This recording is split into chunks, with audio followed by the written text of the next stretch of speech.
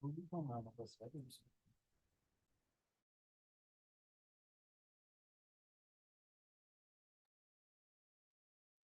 morning, everyone. Let's begin our today's webinar. It's a pleasure to welcome Mr. Giridhar Addagala, CEO of FluxForge Partners. He's also the co-founder of Flux Resume. He's a technology-driven entrepreneur working on AI-powered solutions that help job seekers build ATS-optimized resumes. Today, he will share insights on forging the future of job searching and how Flux Resume is transforming modern recruitment. Let's warmly welcome Mr. Giridhar, sir. Sir, you can take over the presentation, sir. All right. Thank you, Mr. Yeah. Hi, guys. I know it's early in the morning. I see someone raising the hand. I didn't even start any session yet. You already have the question? Arjun? All right. I think it is something a glitch or what. Okay, so I know it's early in the morning. I don't want to take much of your time, guys. And I don't want to get you bored as well. I'll just give a brief about me, as you are already mentioned about. Basically, I started my career in late 2018s or 2019s. So I completed my BTech on 5 years. So I was not like you chasing my BTech for 4 years to complete it fast. I did my BTech as 5 years, but fortunate or unfortunate, I started working from third year onwards. So most of my time I spent working on AI-powered solutions and applications and all kinds of stuff. So that is where it took me 5 years to complete my BTech.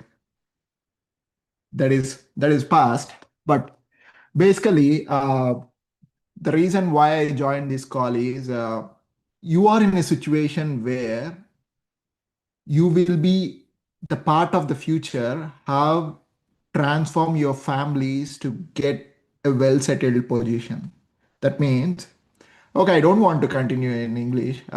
Let's be for informal, and it is easy. Let's continue in Telugu. Does anyone has an issue on continuing in Telugu? If not, then I will go in Telugu. Okay.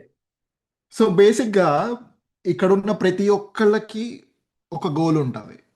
Either job చేయాలని కానీ లేదంటే masters or higher studies complete చేయాలి and later on again coming back to job or settling yourself or settling your family. End of the day, everyone takes a position where they will be starting themselves as start of the career. But చాలా మంది miss అయ్యేది ఏంటి అంటే how they gonna start their career. Let us take all the final years who are studying and they don't even know how to apply for a job or apply for internship, or they don't even have a basic information on how to do certain things. Okay. When it comes to my time, when I started applying for jobs or doing something, one of my professor helped me to write a resume. I don't even have a proper resume. If you see my resume that was created a couple of years back, it barely did not push one page. I just wrote my name, phone number, address, email ID, and I said, okay, I was studying my tech and these are all my course activities. But when I took that resume to an interview, they said, what was this? Okay, there was nothing on that resume because there is nothing that informs who am I or what am I. In a simple example, if your parents are trying to introduce you to your relatives or other friends or colleagues, whatever it is, me parents ఎవరి దగ్గరికైనా తీసుకెళ్ళి ఇతను మా అబ్బాయి ఇతను మా అమ్మాయి అని చెప్పాలి అంటే ఏమని చెప్తారు? పలానా అబ్బాయి పలానా అమ్మాయి ఇక్కడ చదువుతుంది లేదంటే ఇక్కడ జాబ్ చేస్తుంది అని చెప్తారు. Let us say you will not be the present in front of an HR or someone to the position where you are applying for the job. The only piece of information will be your resume. Okay, the amount of information మనం ఏవైతే మన రెజ్యూమ్లో రాస్తామో అవతల వాళ్ళకి అదే కనిపిస్తుంది. You will be immerse into the paper and that paper will be in front of couple of people who will judge by seeing you in a 6 second. నీ రెజ్యూమ్ 6 seconds మించి ఎవరు చూడరండి. ఈ 6 secondsలోనే నువ్వు ఎంత ప్రూవ్ చేసుకున్నా కానీ, నీ talent ఎంత ఉన్నా, నువ్వు ఎన్ని చదివినా, even you got 70-80% in your BTech, that doesn't help until and unless you keep what they want. Okay, how should I write my resume or what is job search? Like what are we trying to achieve or how we can do a job search? See, back on those days, we don't have much of a thing, like there is no much of a competition.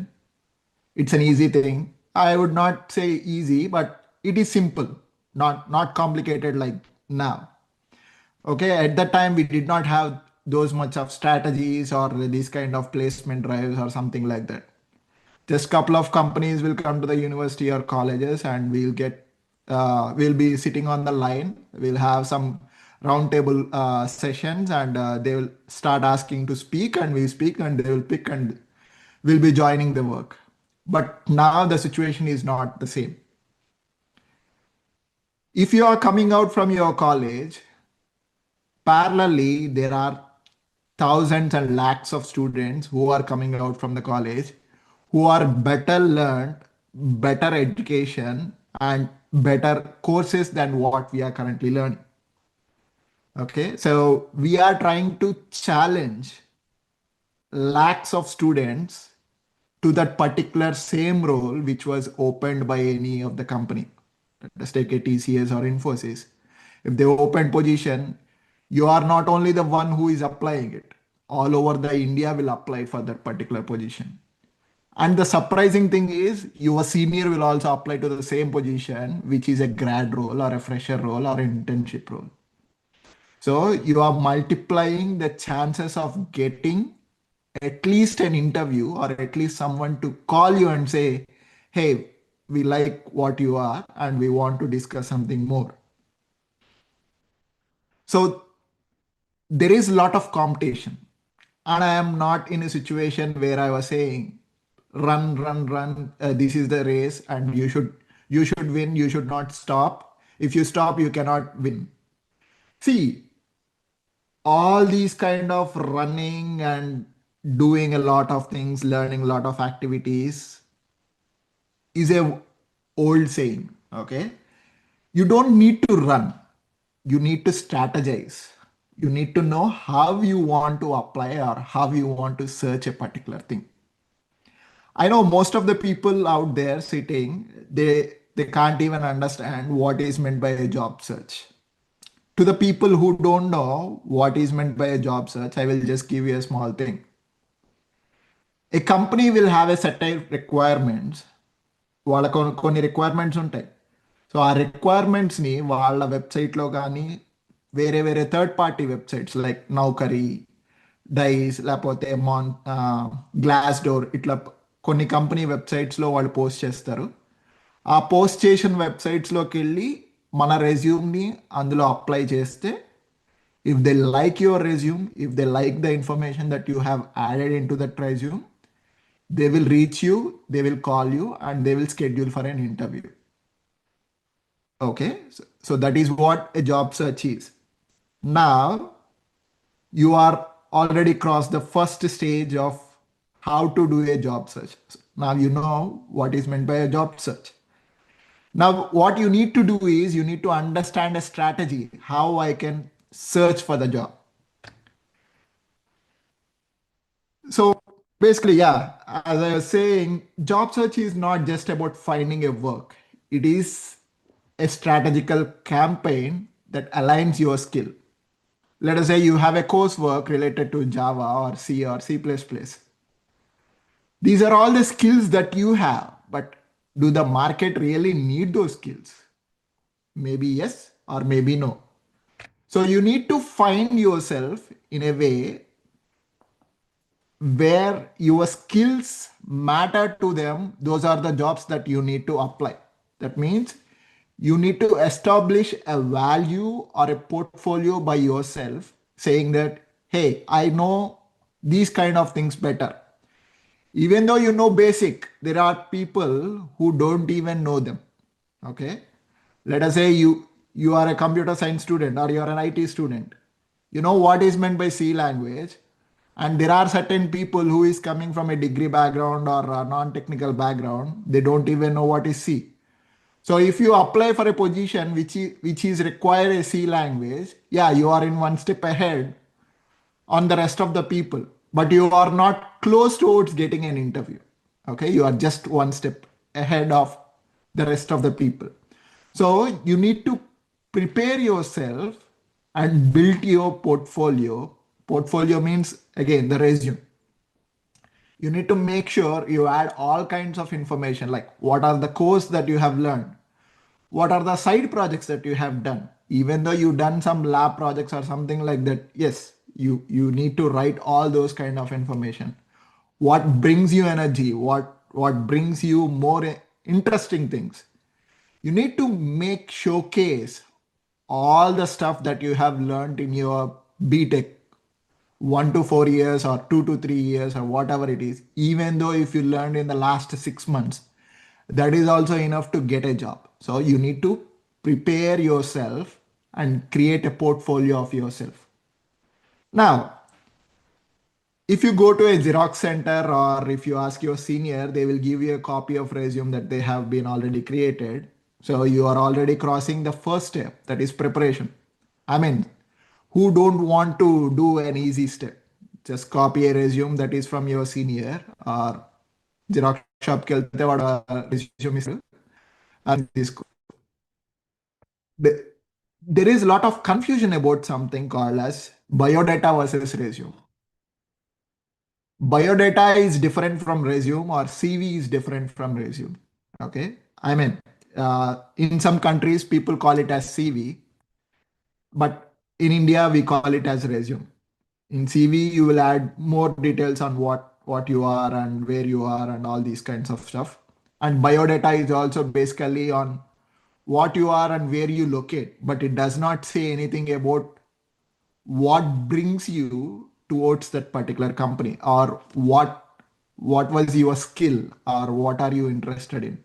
So don't think a biodata is equal to a resume. Biodata is completely different from resume. So after copying from XYZ sources or asking ChatGPT, you are crossing the stage one. Now the stage two, sourcing. Now you need to identify the market shift or network or whatever it is. If you remember a couple of minutes back, I shared my LinkedIn. Okay. I think your professor has already shared something about how to create LinkedIn or how to create a social profile. See, nowadays, creating a social profile is more important than your Instagram account or a Facebook account. Okay. So, your Instagram or Facebook account does not give you any job opportunity, but your LinkedIn account will give you a certain opportunities where you don't even know they are exist. So try to create your LinkedIn, even though it is an empty, even though it is nothing. At least mention your courses, mention what all the skills that you know, mention some XYZ content that you copy paste from ChatGPT. Start creating your information over there, and that is the source or that is the place where you can create your network. Okay. Once you create your LinkedIn, same like Facebook or same like Instagram, you can start talking with the people. You can reach out to HRs. You can reach out to the people who conduct interviews. You can ask for referrals. Let us say you're a senior who is working in TCS and you see an opportunity, there is in a position in TCS, and you can go to your senior on LinkedIn and ask him, hey, I was your junior, I studied in this college and I am in this branch. I saw a position at TCS, can you refer me? That is the way where you can go beyond the people who are not able to get the information.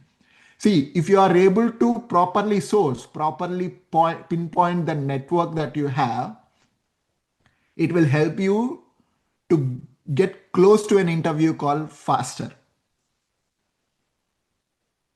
as I mentioned, there are lakhs of people that are out there similar to you or better than you, but they don't have their senior working in that particular company where the position was open. How do you identify that one? Is because of sourcing and creating a proper network channel. And the last thing is an execution. So here is where your technical assessment and CRT programs or whatever it is, everything comes into the picture. You got a referral from your senior and there is an interview. Now you go start preparing about that particular interview, see what are all the questions that have previously asked, or if your senior can help, he can give you some of the material and you can start preparing and you can start the next stage of getting ready for an interview. Just a detailed information like the phase one, prepare yourself. You need to market, you need to create your resume, LinkedIn. You need to set all the skills and required for your target role and all. Yeah, as I mentioned, all the 70% of jobs are not posted on any of the media. Okay, everything is going by referral. How good you are communicating with the people or how good you have built your network is the easiest way that you can get a referral and easiest way to identify there is an opening in the particular phase.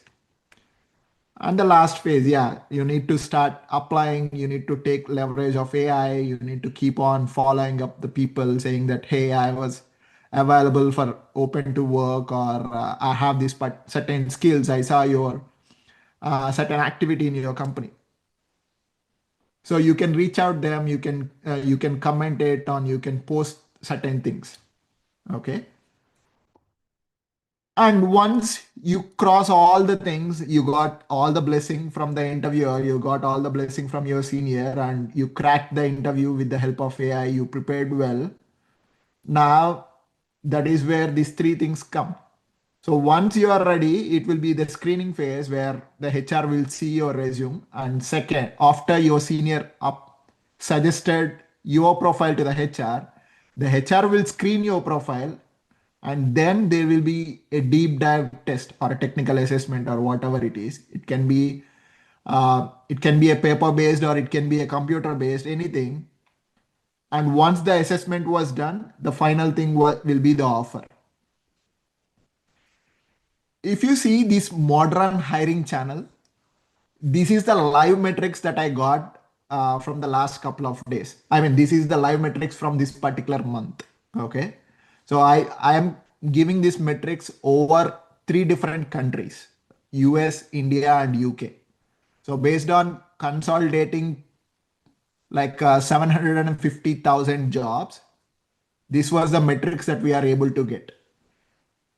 50% of hiring was mostly done by networking and referrals. Only 30% of jobs are on job boards and only 10% of jobs are company sites and remaining 10% goes to the recruitment agencies and recruiters. So how good you are able to network yourself is the fastest way of growing yourself better. Okay, I was little bit shy or I don't have certain friends or I was not able to reach out to the people who was out there. What should I do? Now you will be considered to calculate the rest of the 50%. See, even if you leave the 50%, the networking and referral, you still have the rest of the 50% where you can start picking up the phase and you can run and get a particular position. On an average, you know what? A college student in US apply for 150 positions a day. That means they will spend around like 3 to 4 hours on applying for jobs. So if you compare the same numbers towards India, we barely even spend like 1 hour. I doubt 15 to 20 minutes is what I think people will spend. Most of the time, we feel like, okay, we are not getting a proper placement or there is no job openings in the market. So let's go to Hyderabad, join a course, and that particular course company will show certain jobs and we'll go and apply for them. But you are wrong. There is still 50% market out there that you are not capturing or you are not trying to identify. Okay. This is the same strategy that I have been given for thousands of students. And I see a lot of feedback from them saying that this strategy worked. It's a 4 month plan. Okay. So in the first month, so this plan needs to be start when you are in the college, not after completing your fourth year or after completing your BTech or your degree. You need to start like three months or at least 4 months before when you are planning to come out from that university or something like that. In the first month, you need to make sure you start creating your portfolio, resume, and all. And the second month is where you will start chit chatting with the people in LinkedIn or any other media. Then you will get all the referrals. By the time you cross second month, you will have that confidence saying that, hey, I know hundreds of people who are ready to help me if I was able to have a proper communication skills and proper resume. So you need to get into that particular strength. If you need to get into that particular strength, you need to prepare yourself or you need to create your resume properly. And the third month is where you need to start doing aggressive applies.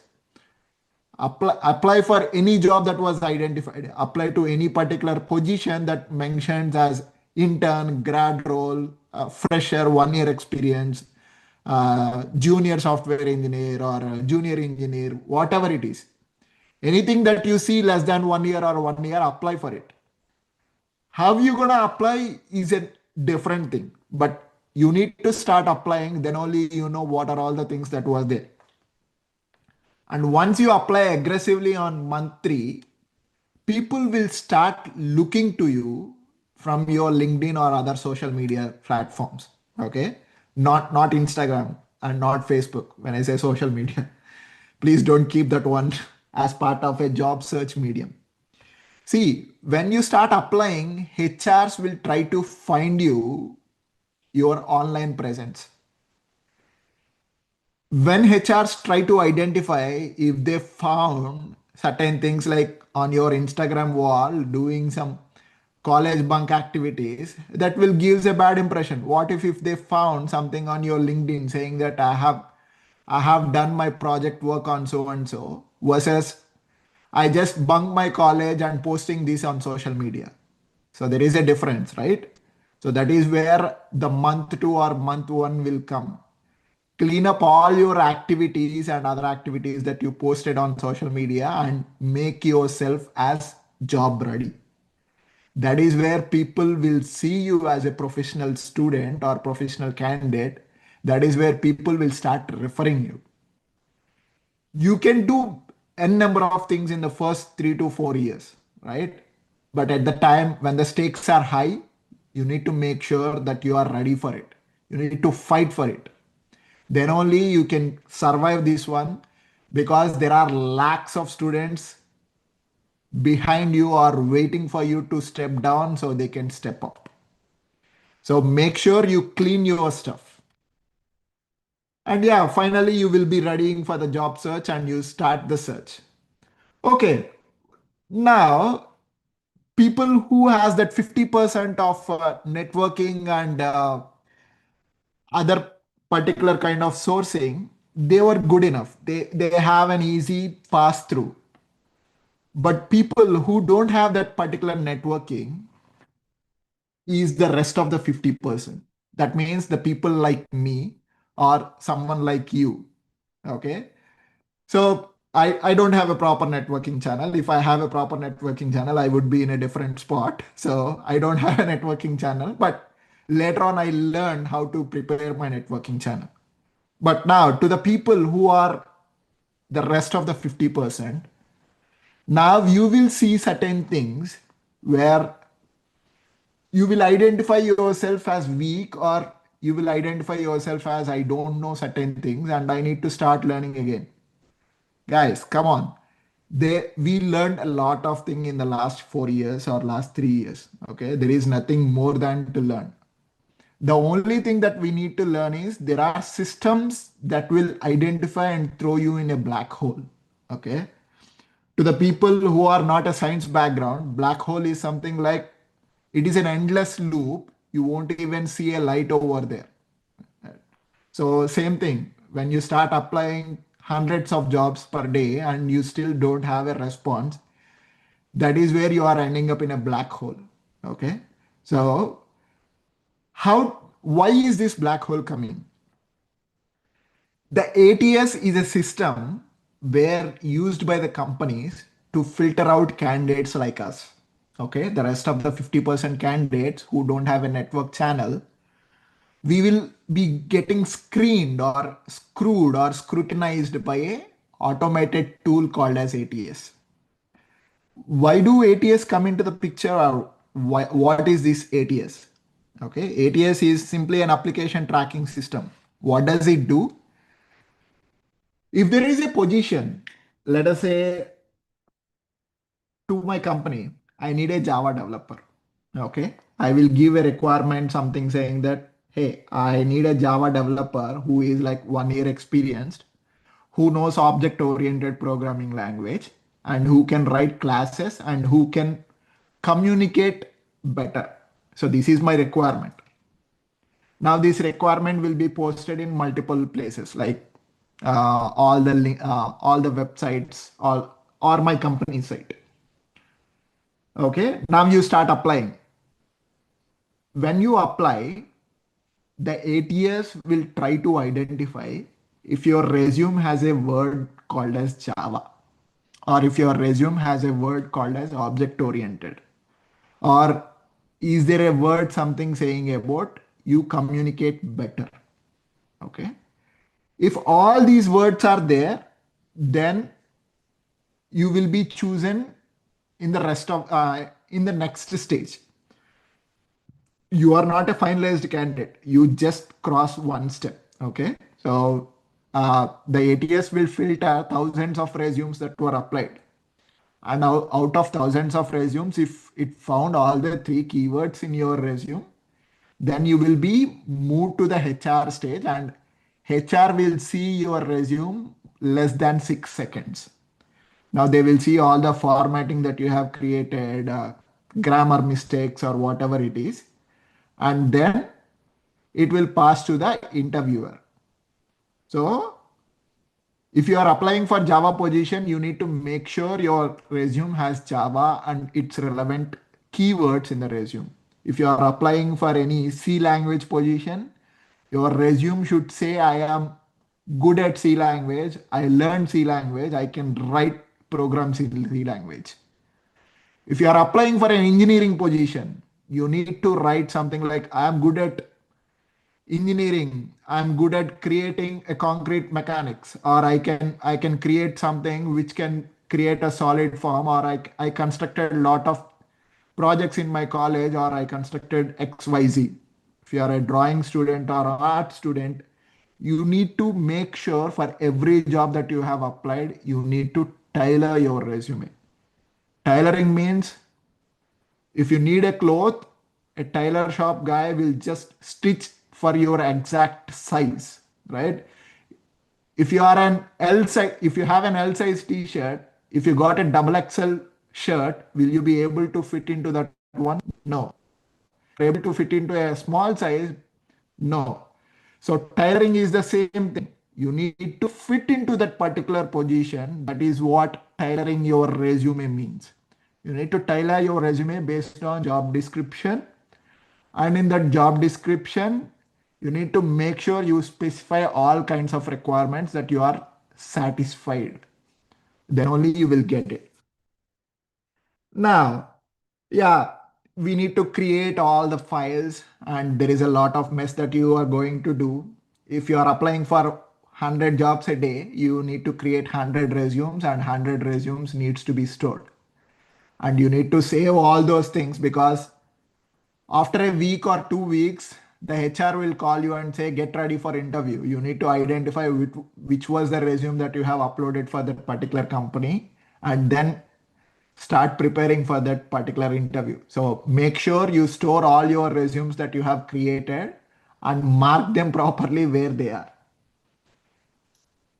So Now, the fragmentation problem. When you start applying for 40 or 50 jobs or 60 jobs, you will see a lot of tabs in your browser saying that from one position to another position, one company to another company, and one email to another email. You will be filled up with lot of paperwork. You even imagine yourself as a typewriter. Okay. So you keep on typing, you keep on storing it, you keep on tracking that information to which company I have applied, what was the resume that I have used, what are all the skills that I have applied. So you will be ending up with a lot of chunk on your screen. End of the day, you will not even have a time to prepare yourself. Okay. So that is where the shift come. How to get this one faster, or how to get this one out of a messy thing. I applied for 100 positions, and week two, I got an interview call saying that get ready for interview, and the position was applied like a week back, and it is like 20th position or 30th position that you applied on the previous week. If you need to identify all these particular things, you need to start opening your Excel sheet and find where that particular position is. So that is the old way of doing it. But now the new way is we created a pipeline system where you can store all your resumes on the runtime. Let us say if I want to apply for a position, you just copy paste the job description. The system will create resume for that particular position, and you just download it and apply it. When the interview comes, there is a tracker. You can just search that particular company name and it will show you what was the job description that you have applied for and what was the resume that you have kept and what are all the skills that you have changed and what are all the questions that you need to prepare for the interview. So that is where the messy thing is what we are clearing up, and we are making your pace faster. If you need to manually edit a Word document, you don't even know how to apply a margin to the Word document, think through it. If you want to apply for 100 positions, how many amount of hours that you will burn? All these amount of hours, if you keep on learning something, it will help you to prepare for interview. So instead of you, we are burning that hours, and we created all this system which will help you to design all your programs or job based resumes and all kinds of activities.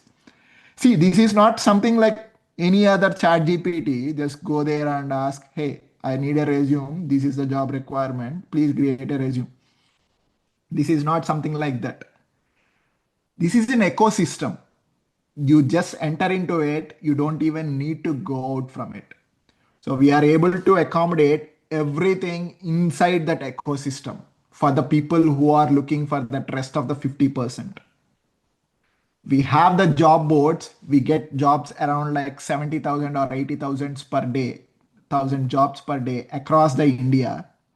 You can see all the jobs in one particular place. You don't even need to open like hundreds of tabs, finding different companies, their opening websites and all, and you don't need to apply over there. You can see all the jobs in one particular board. That is where we created it. And you can visualize what are all the jobs that you have already been applied. You can track it. You can see all the jobs that you have previously applied and what was the resumes that you have used. And we drive your resume generation in seconds. What takes 10 minutes was converted into 10 seconds for creating a resume. Sometimes it will take more than 10 seconds. So let's take it as 1 minute. So let's keep 1 minute as a ballpark. If you want to apply for job, the amount of time that you need to spend is 1 minute just to copy paste the job description and click on generate. That's it. That is what you need to do. And you can see all the real time tracking and insights and all kinds of activity. And to the people who don't want to apply for job and who wants to fly out of country, we have their we have them covered as well. So we have something called as a SOP generator, which you need to use for applying for colleges. SOP means statement of purpose. So when you are applying for a university or a college in out of the country, or when you are trying to apply for MTech or MS or whatever it is, you need to submit a document saying that who are you, what are you, and what was the reason that you are applying for that particular college. So we generate those kind of things as well. You just need to place all the details and it will start creating your SOPs. Traditional resume builders, I mean, you basically needs to hit a download button and that is all you need to do. And you start applying it.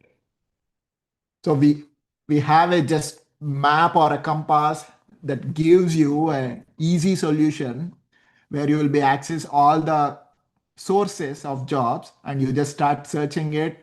You just save them, filter them, and you just create the resume, go to that particular website and apply it. All you need to do is click on download, click on apply, and follow up after 2 days or 3 days if you don't see any response from them.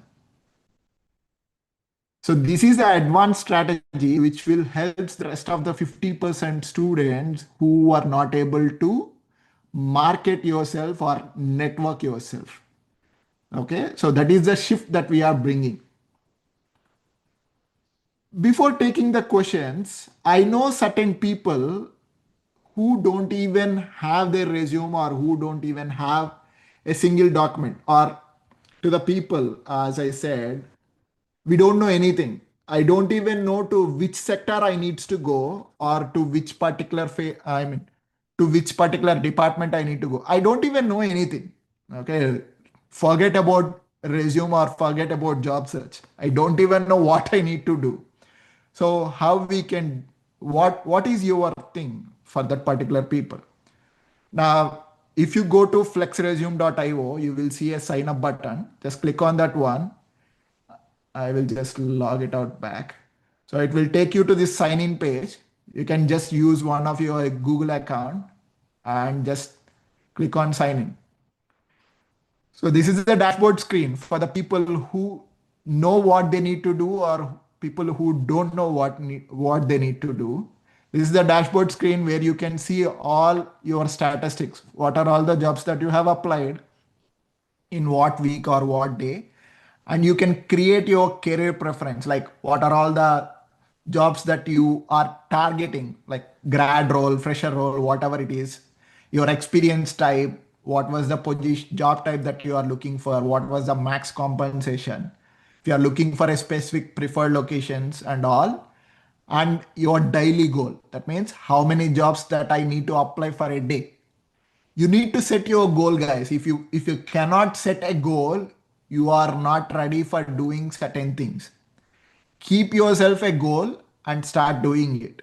Now, to the people, as I mentioned, they don't know anything, they don't even know what they need to do, you are in the right spot. So there is a thing called as career navigator.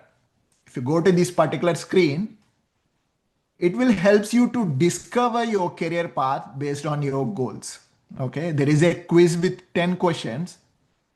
I'm not asking you to write a C language program or or I'm not asking about thermodynamics or anything. So it's a basic questions.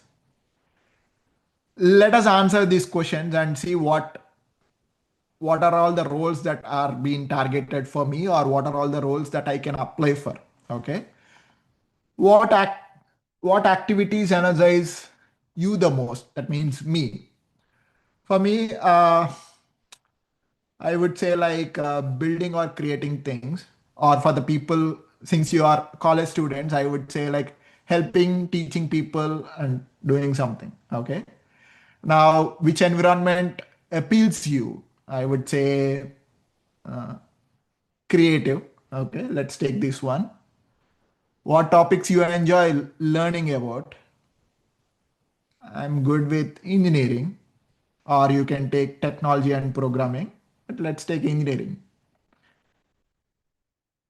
What do people come to you for the help with?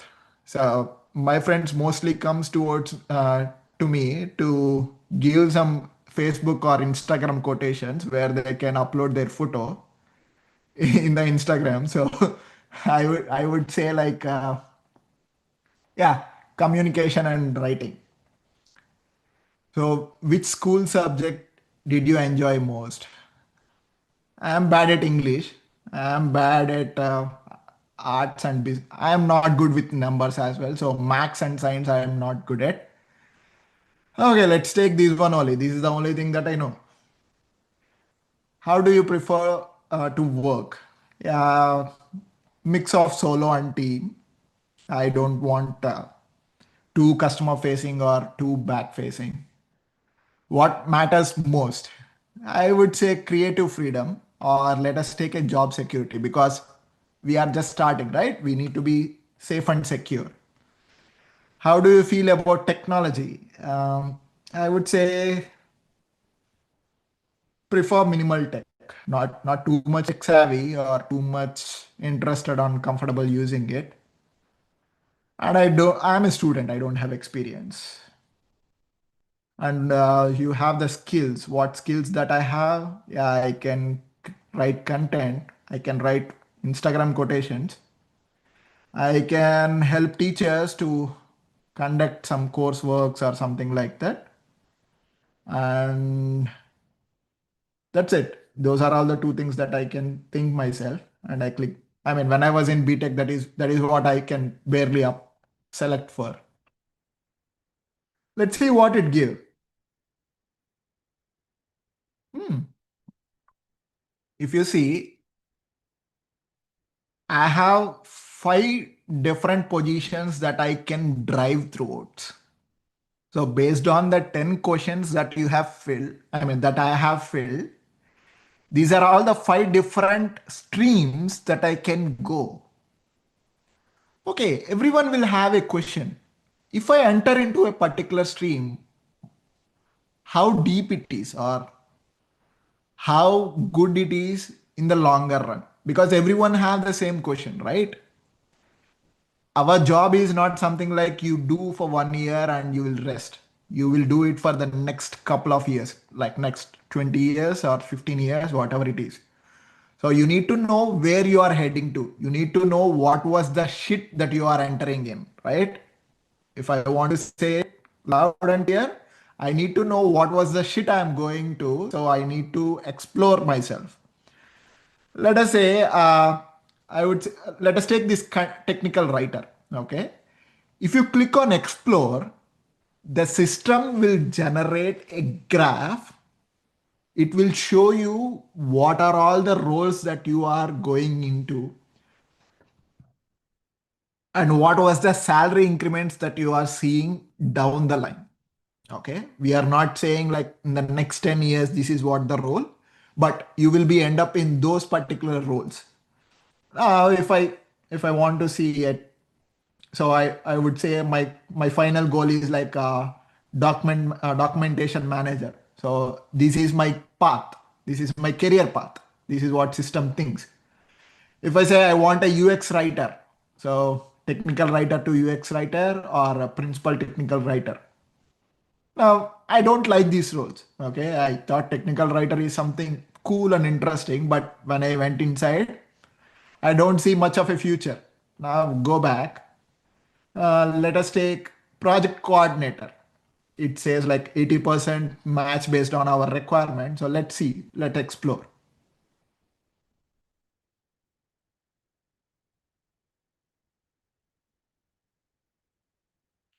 Oh, there are a lot of roles. There are a lot of sub roles here.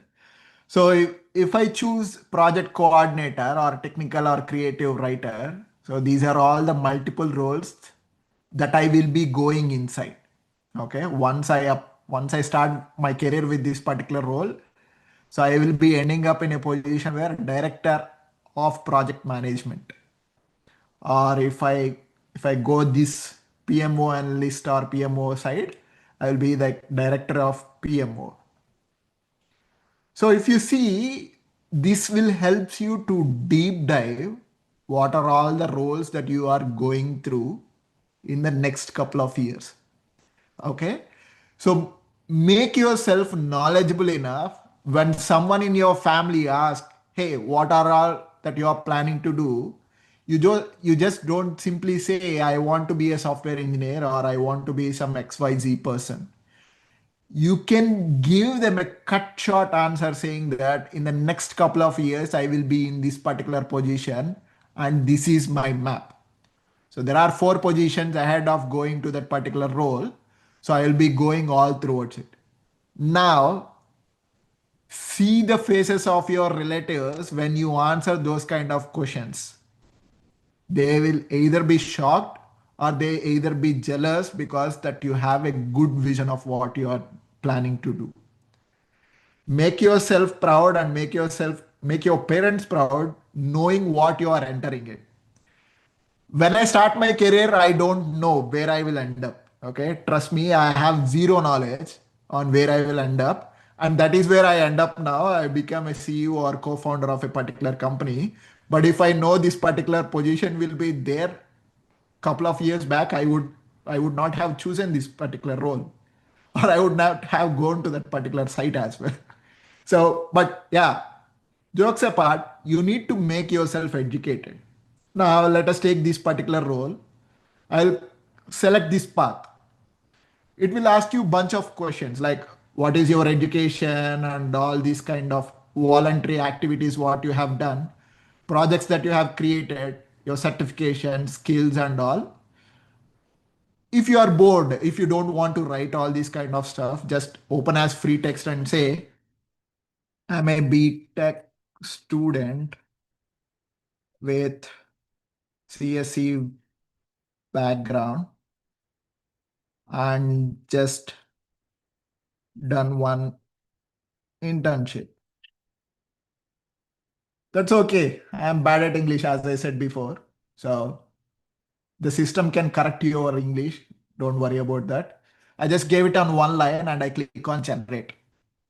Instead of copying a resume from your senior or friend, I have my own resume which will help me down the line in my future. If you see this one, your senior won't even write these kind of points in their resume, trust me. Highly motivated BTech student with a strong foundation of computer science and engineering, seeking to leverage academic knowledge in practical experience and gain through recent internships. Who will write these kind of words when you are coming out from a college? Even your content writer, if you pay like 1,000 rupees or 2,000 rupees, they won't even come up with these kind of points. So I said like I just gave it in single line based on all the technologies that we are going through. It took all the information from the role that we selected and it created an opening resume. If you don't like it, you can just ask to make some suggestions or like add strong action verbs. Let's see. It will keep on changing it and it will give you your base first resume. See, your first resume is most important than anything else. Even if you apply for 1,000 jobs, your first resume will be the copy of what you are doing it. Now I have my first resume and I will click on save and I will set it as a primary resume. I would say,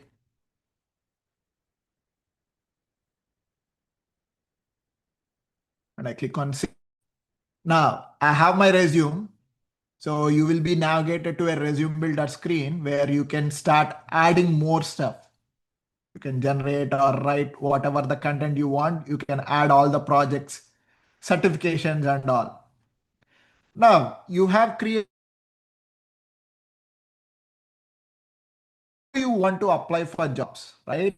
So I will show that one in a quick and then I will take questions. I will not bore you much. So if you see here, there is a job search portal. If you go here, you will find all the jobs that are available and you have an AI search. I was saying Java developer,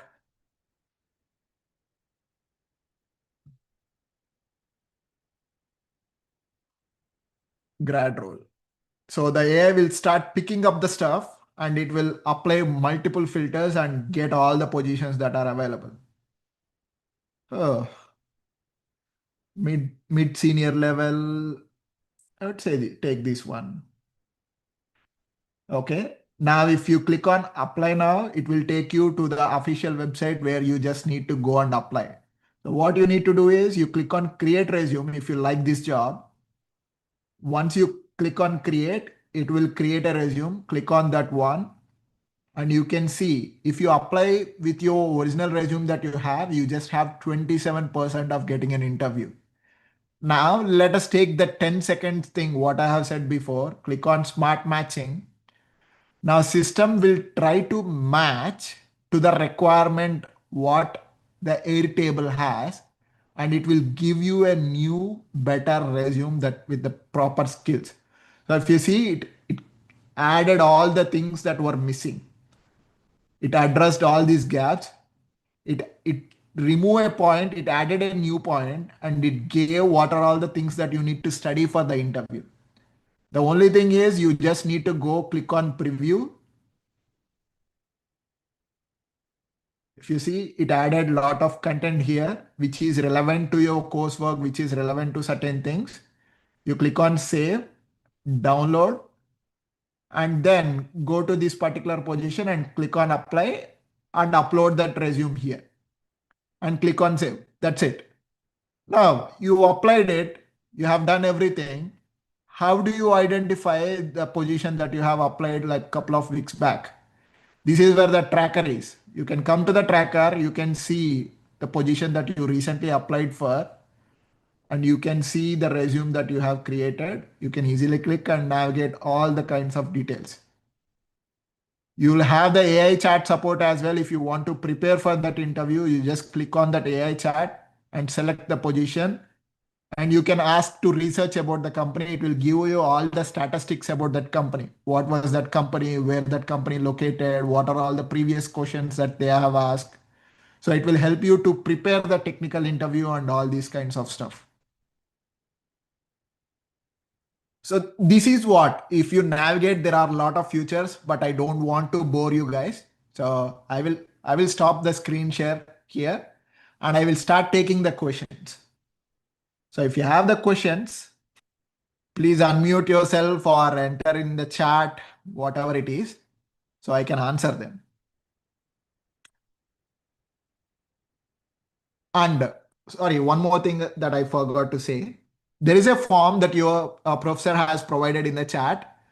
If you fill that form and sign up with that particular email which you have filled up with the form, you will be added to your university plan where you will have a better search results and a better limits, because currently we are giving it as like a freemium which will have a limitations like your geo plan. You can only use 1 GB data per day, so there is also a limitations for this.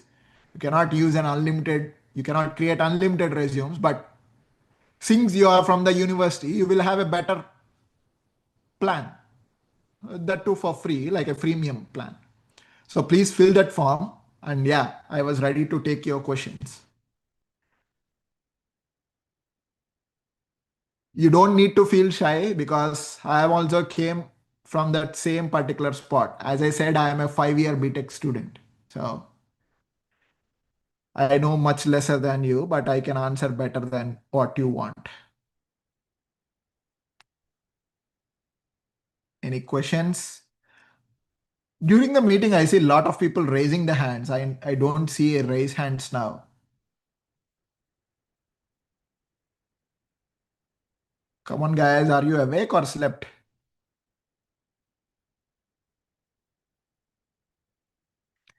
Okay, that's okay. I think you are getting shied. See, if you get shied, you will be end up with the rest of the 50%. Your top 50% is no match for you.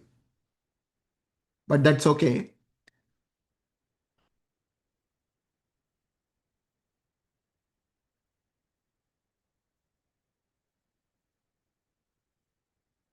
Sir Rajesh sir. Sir, so with that, shall we conclude or would you like to wait for a moment? Yeah, yeah. If no one has a questions, I think someone raised a hand.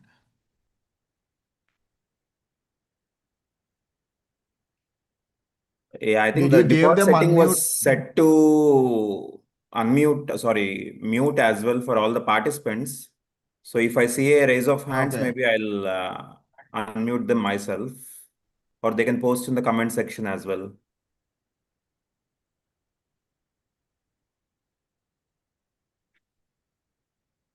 Maybe I'll redirect the questions to you, sir. If I hear back from the students, I'll get back to you, or they can contact you via LinkedIn as well, right?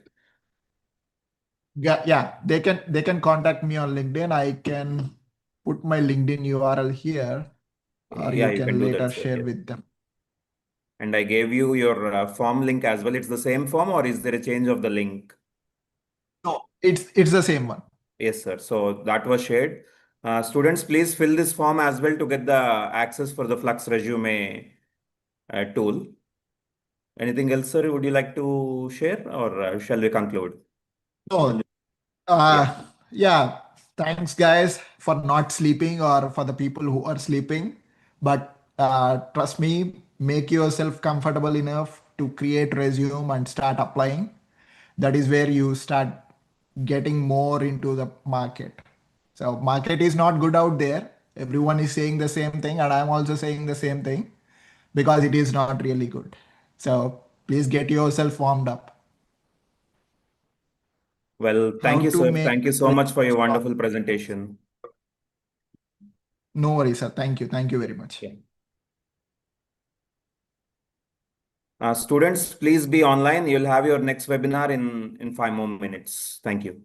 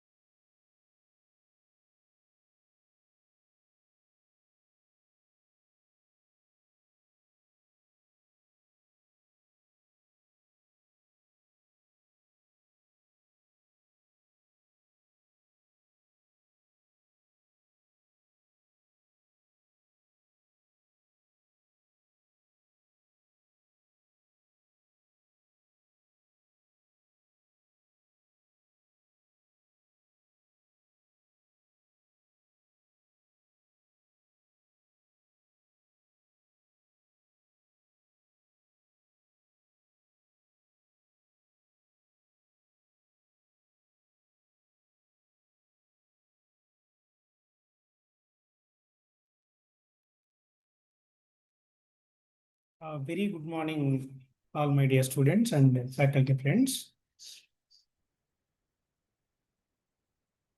Myself, Dr. Balamurali Krishna Potti, a Dean, Research and Development, Chalapati Institute of Technology, Guntur, Andhra Pradesh, India. Today, I would like to present a topic on National Educational Policy 2020 and the role of teachers in higher education. This presentation highlights how the new policy aims to transform the education system in India and what role teachers play in implementing these reforms.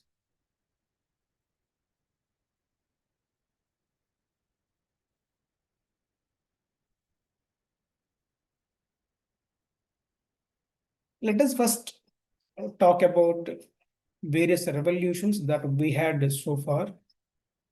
The first one among those is the Green Revolution, which was initiated by Dr. M.S. Swaminathan. India has experienced several major revolutions in this particular century. One such revolution is the Green Revolution. The Green Revolution improved agricultural productivity and helped India become self-sufficient in food production particularly.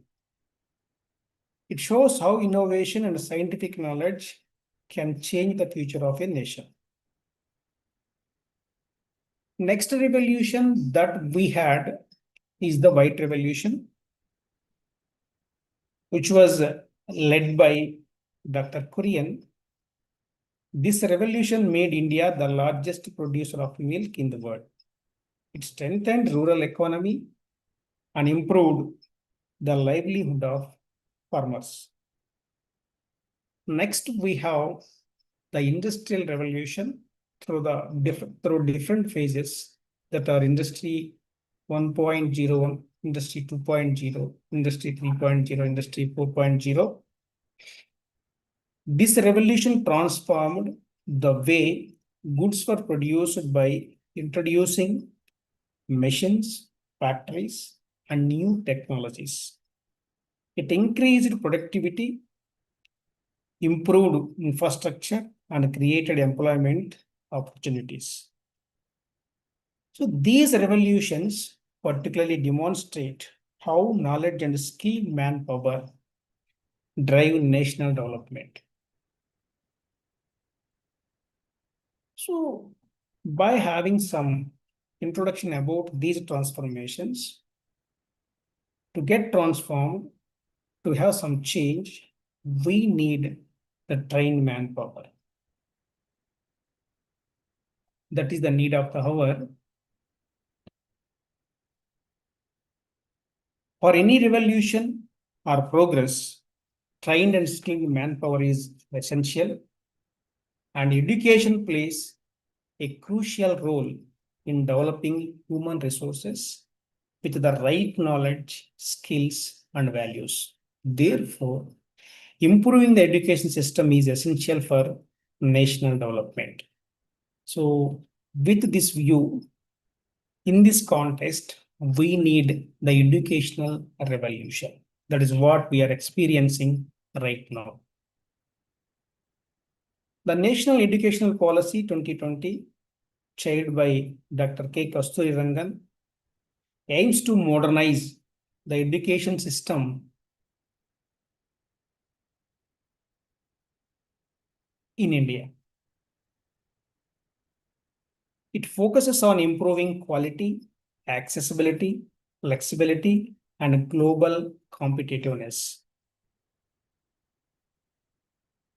We have a famous saying by Nelson Mandela that is, destroying a nation does not require weapons, but weak education systems and academic dishonesty makes that happen. If education quality decreases, society will suffer from lack of ethics, skills, and knowledge. It shows why educational reforms like NEP 2020 are necessary.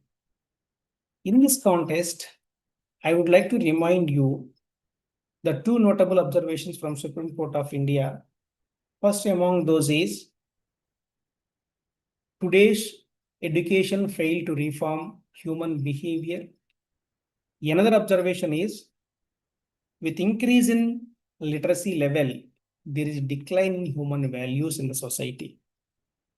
Because of these issues, there's a strong need for a transformation in education system. Hence, the government of India approved National Education Policy in July 2020.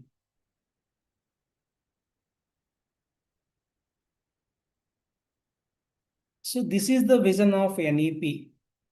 It envisions an India-centered education system that contributes directly to transforming our nation sustainably into an equitable and vibrant knowledge society by providing high quality education to all.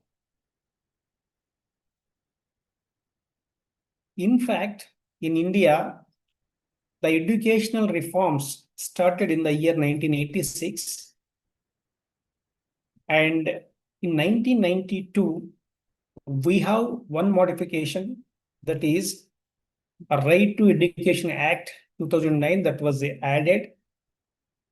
Actual, the entire policy, earlier policy is called as National Policy on Education, NPE, which aims on access and equity, which are meant for availability and fairness. That means the earlier educational policy aim is accessibility of education to all, and we need to provide that education to all the people, irrespective of the caste, greed, and gender.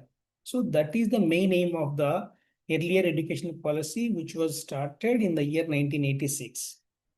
Later, we don't have any further. That means in between these years, we don't have any further changes in the educational policy. So that is the NPE. Now in 2020, we have the reforms. So we have the new educational policy, which is called as National Educational Policy. So which was in force from 29th July 2020. The main aim of this policy, this National Educational Policy, is quality education. So that means earlier we have the accessibility and equity. Now we focus on quality education.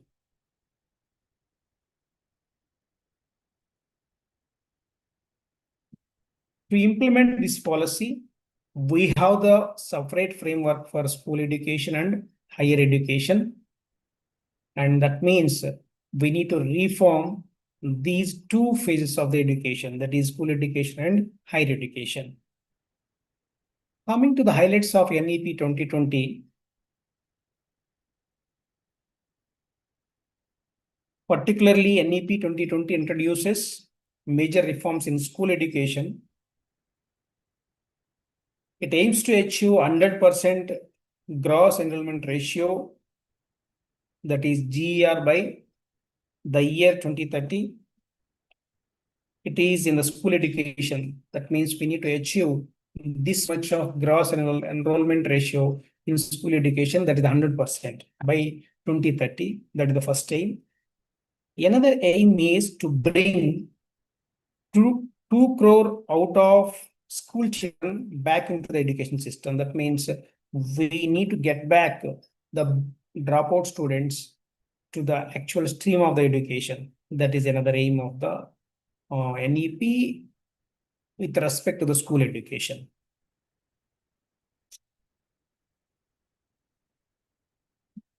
Another reform is, earlier we had 10+2 structure in school curricula. That should be replaced by a new system, that is 5+3+3+4 curricular structure, corresponding to ages 3 to 8, 8 to 11, 11 to 14, and 14 to 18 years respectively.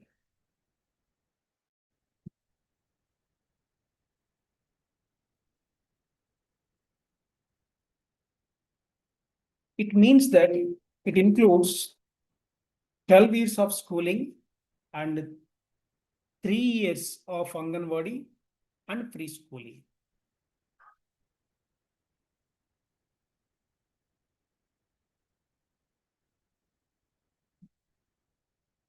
NEP 2020 introduces some flexibility in higher education. That is, undergraduate programs will be 3 or 4 years with multiple entry and exit options.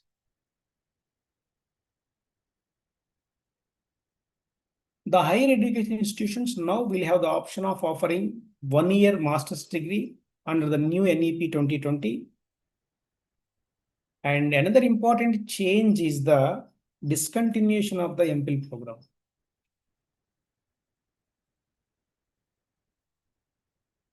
So it means that in UG level, we have 2 streams. One is of 3 years, another one is of 4 years with multiple entry and multiple exit options. And if a student completes 3 years degree, he has to go for 2 years for his master's. If a student completes 4 years degree, he has to complete his master's in 1 year. And one more thing is, in this new policy, we have the removal of academic boundaries. That means we have different streams in education that may be arts and science, curricular and extracurricular activities, vocational and academic education, and STEM. That means engineering related study. This particular new policy encourages multidisciplinary learning and promotes holistic development of the students. So once again, we will revisit the school structure and we go back to the higher education. So this particular figure shows the present schooling structure, school education structure, which is having the pattern of 10+2. That means we have 10 years of study from class 1 to class 10. Later, we have the intermediate education, that is +1 and +2. So that is 11 and 12 classes. So this is the present system that we are following. Under this, we have some unorganized sector for a play school or KG. Now this should be replaced by this new system, which is of 5+3 +3 +4, total of 15 years, which is consisting of some foundational level. Then we have preparatory level, then we have the middle, and then we have the secondary level. So in the foundational level, the span is 5 years. Out of these 3 years, we have the Anganwadi and preschooling or Balakutir type activity, some Anganwadi type activity. Then we have 2 years for class 1 and class 2.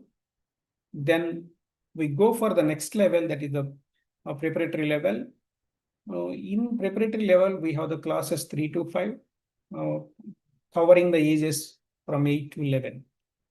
Then we have the middle stage, covering the classes 6 to 8 and ages 11 to 14.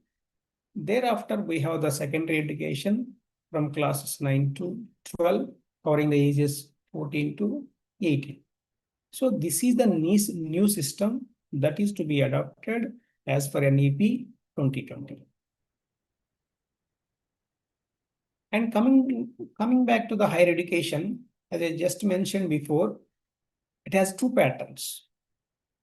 One pattern is of 3 years, another pattern is of 4 years. In 3 years pattern, we have, if you complete the first year, we will get the diploma certificate, and we have the option there for the exit. Then we can entry based on your availability and convenience in the second year. After completing the second year, we can get the another diploma certificate, which may be the advanced diploma certificate. There also we have the exit option and entry option. Then we go for the third year. After completing the 3 years, you can get the proper degree. Likewise, coming to the 4 years UG degree pattern, there we have the 4 years. After first year, we can get the diploma certificate. Then after second year, we get another diploma certificate. After third year, we can get advanced diploma certificate. After finishing the fourth year, you can get the proper degree certificate.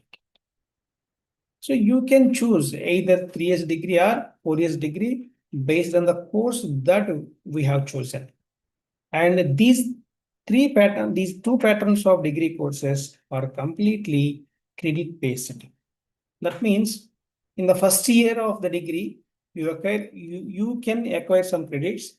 Those can be deposited in academic bank of credits. So which is simply called as the ABC, which is now presently which is on we are presently focusing. That means now we need to deposit our credits in this ABC format, which are carry forward. That means if you get some credits in the first year, those are to be saved or deposited in the ABC system.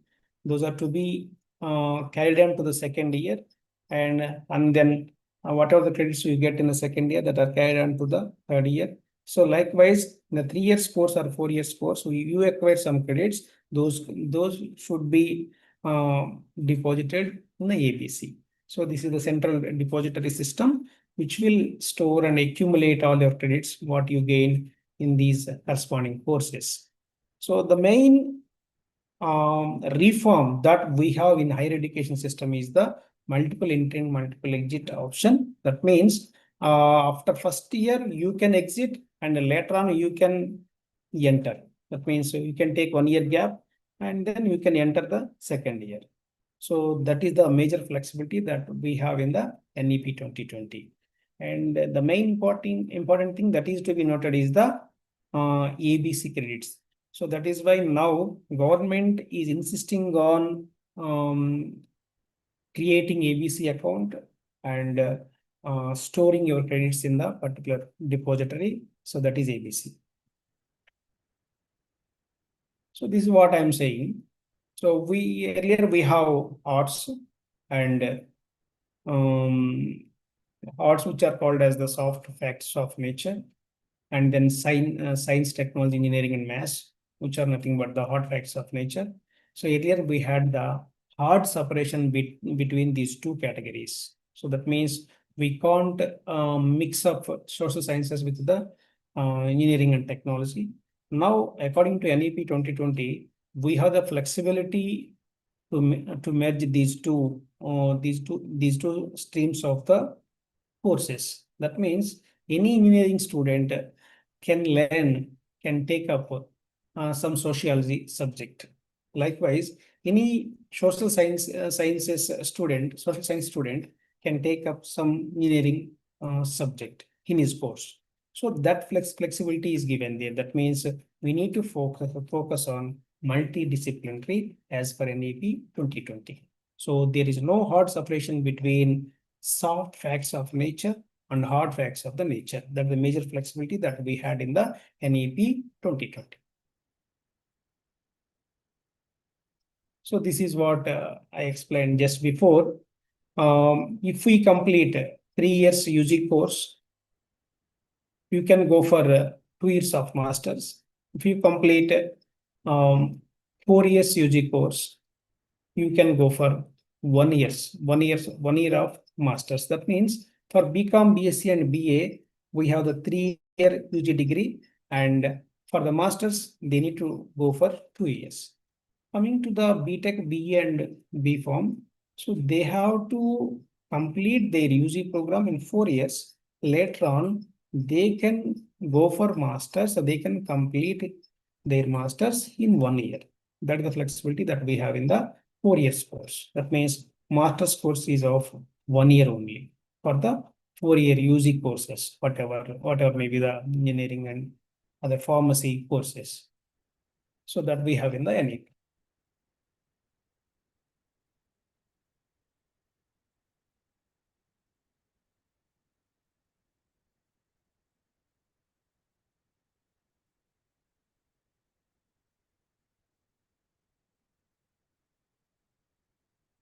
So far, we discussed some major reforms, some highlights of NEP 2020. To implement all these policies, the government, particularly the public investment in education sector should be 6% of the GDP. So that means that we need to expend more and more money in education sector. That should be the 6% of the GDP.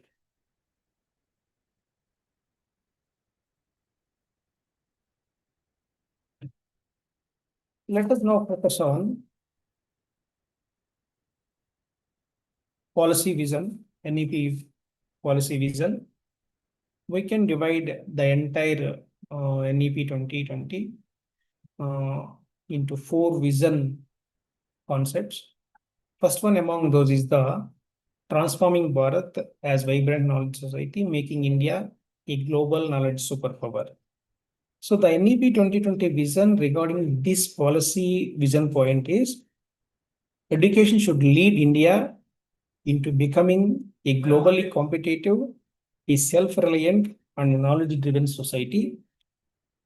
This can be possible by developing a robust system of world-class schools, universities, and research institutes.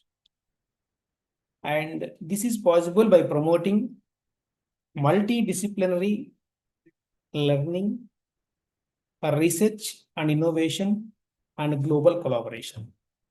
The goal regarding this policy vision point is to position India as a global leader in education, science and technology, arts and culture, contributing meaningfully to the world knowledge economy.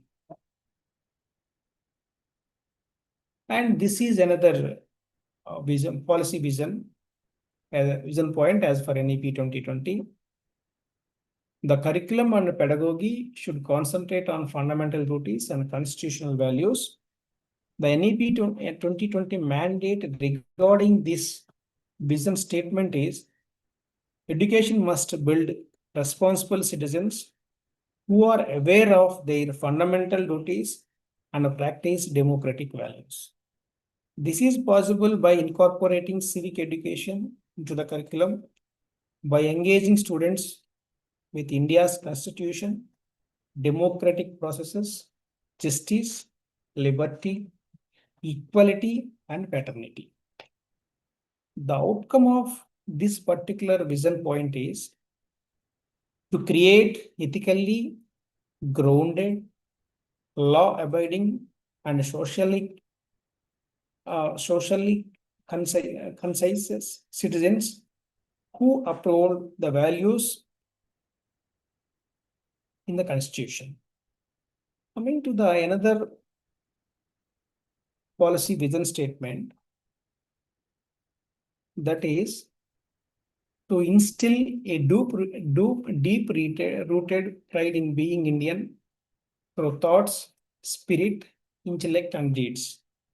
The NEP 2020 aim regarding this policy statement is, vision statement is, to develop learners who are proud of India's rich heritage, cultural wisdom, and civilizational legacy. This is possible by reviving and promoting Indian knowledge systems, that is IKS, classical languages, and traditional arts. Coming to the last vision policy statement, that is develop knowledge, skills, values, and dispositions for human rights and sustainable development. The NEP 2020 priority regarding this one is education should enable students to contribute to a just, equitable, and sustainable society. This vision can be can be made true by integrating human rights education, gender equity, inclusivity, environmental awareness, and sustainable development goals into curriculum. And we need to encourage the social responsibility, ecological sensitivity, and global citizenship. The outcome of this one is to prepare learners to be compassionate leaders, problem solvers, and protectors of people and the planet. So these are the 4 policy vision statements as per NEP 2020. Let us see some fundamental principles of the policy. First one among those is recognizing and identifying and fostering the unique capabilities of each student. The principle says that every student has different talents and abilities. The education system should identify these strengths and help students develop them through personalized learning opportunities. Second principle is highest priority to achieving fundamental literacy and numeracy. That means that basic reading, writing, and mathematical skills are essential for learning. The policy gives the highest priority to ensure that every child achieves these fundamental skills at an early stage. That means fundamental education is compulsory for all. For all the children, we should have the fundamental education, foundational level, literacy and numeracy. So that is the aim of this principle as per the NAP 2020. Next principle is flexibility and no hard separations. As I mentioned, as for NAP 2020, there is no hard separation between science courses, arts courses, with vocational courses, extracurricular activities, and engineering courses. So these can be merged, and we should have to focus on interdisciplinary courses, interdisciplinary course structures particularly. Next principle is multidisciplinary and holistic education. That means that students should learn across multiple disciplines to develop a broader understanding of knowledge. And holistic education focuses on intellectual, emotional, social, and physical development. Next principle is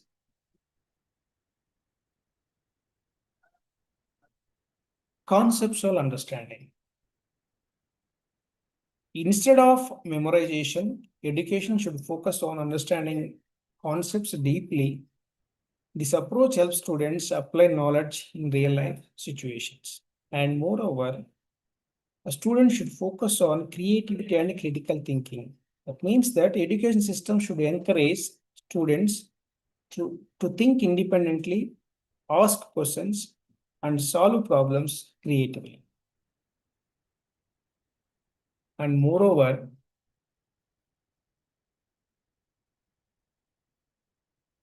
students have to focus on ethics and human and constitutional values. According to this principle, education should promote ethical behavior and respect for constitutional values such as justice, equality, and responsibility.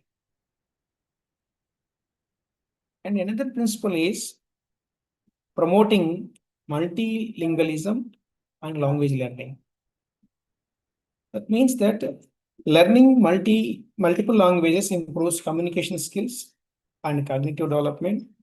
The policy encourages the use of local and regional languages in teaching. So this is the major breakthrough point in NEP 2020. So that is, as for NEP 2020, we should have the technical education in regional language. That means NEP 2020 encourages technical education and all other educations in regional languages. So that is the major breakthrough in NEP 2020. So that means we should encourage the teaching and learning in regional languages. Next principle is life skills development. Education should also develop essential life skills such as communication, teamwork, cooperation, and resilience. Next principle is focus on formative assessment for learning. That means earlier we had for a semester or once in a year we have the final exams. Instead of only year-wise or semester-wise final exams, students should be assessed regularly through assignments, projects, and activities to support continuous learning. That means NEP 2020 particularly focuses on the continuous learning and continuous assessment. That means every student should be assessed through assignments, in between projects, and various activities that they participate. So this is the another important point in NEP 2020, that is continuous assessment and continuous learning. Another important point is extensive use of technology. This is another principle as per NEP 2020. That means in teaching, we should have to use the technology extensively. That means nowadays we are using ICT tools in teaching, and that means we should have to use the all the technological tools while teaching, and students have to go through those platforms while learning. Particularly, we should have to focus on virtual learning also. That means we know that NPTEL, in NPTEL we focus on virtual learning. So that is the need of the hour as per the NEP 2020. That means we need to encourage virtual learning, and we need to encourage use of more technology in teaching and learning process.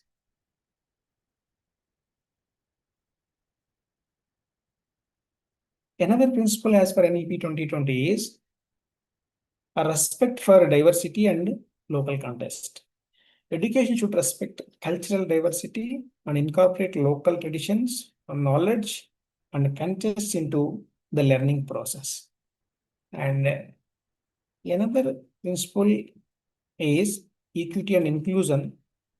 All students should have equal access to quality education regardless of their gender, social background, and economical status.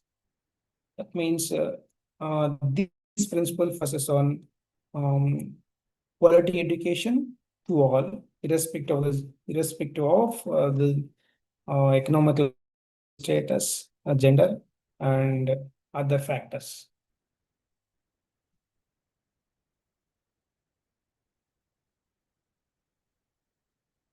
Another principle is curriculum integration across levels.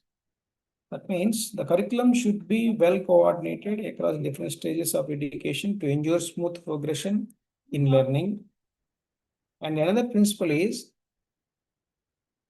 teachers and faculty as the heart of the learning process. As per NEP 2020, teachers play a central role in the education system.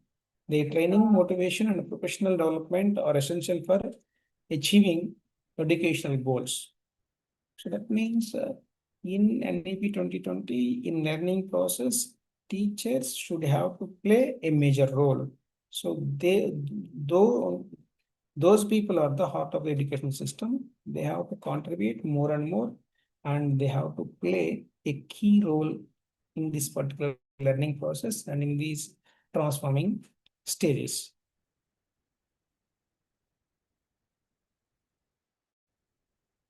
And as for new policy, we should have to have a light but tight regulatory framework. The education system should have simple but effective regulations to ensure transparency, quality, and accountability without restricting innovation. So that is what we require now. We need a light but tight regulatory framework which will promote innovation, which will not hurt the process of um, thinking. Okay. And as for NEP 2020, we should have to support research, and it means NEP 2020 particularly supports the outstanding research.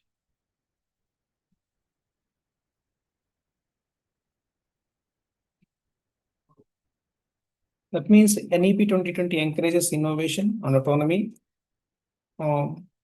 Education system should have the freedom to innovate, design new courses, and adopt creative teaching methods.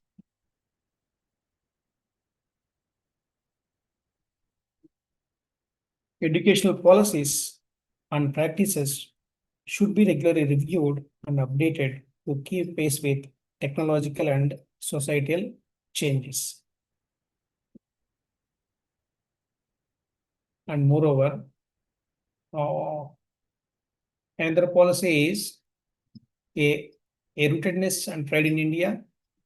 And another principle is education is a public service. So it means that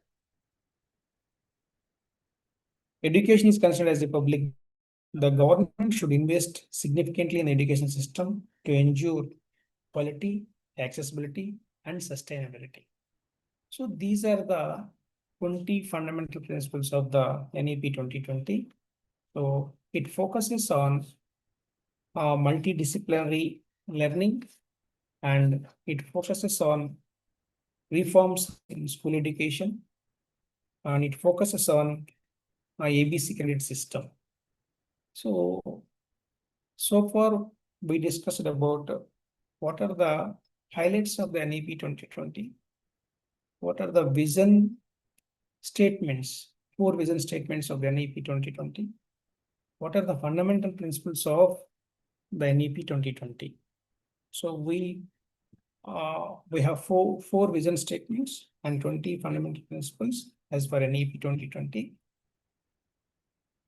Coming to the review of the highlights of this particular session.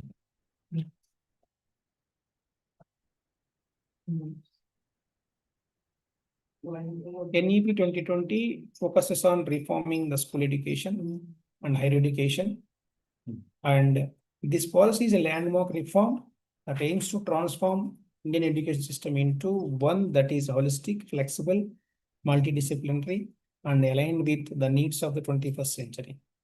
Rooted in Indian values, while looking outward to global best practices, NEP 2020 envisions an education system that fosters critical thinking, creativity, ethical reasoning, and lifelong learning.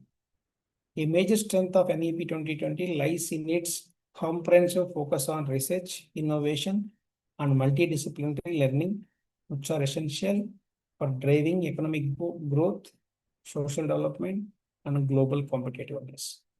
By promoting equity, inclusion, and quality across all levels of education, the policy sets the stage for India to emerge as a knowledge superpower. However, successful implementation will require strong political will, financial investment, capacity building, and collaborative effort from all stakeholders, governments, educators, industry, and civic society. With thoughtful execution, NEP 2020 has the potential to reshape India's educational landscape and empower learners to thrive in a rapidly changing world. So this is all about some briefing about the NEP 2020. Everyone has to adopt very soon this system. Government is focusing particularly on implementing these reforms in educational sector. So let us hope a vibrant and great India in the future. So thank you all. Thank you very much.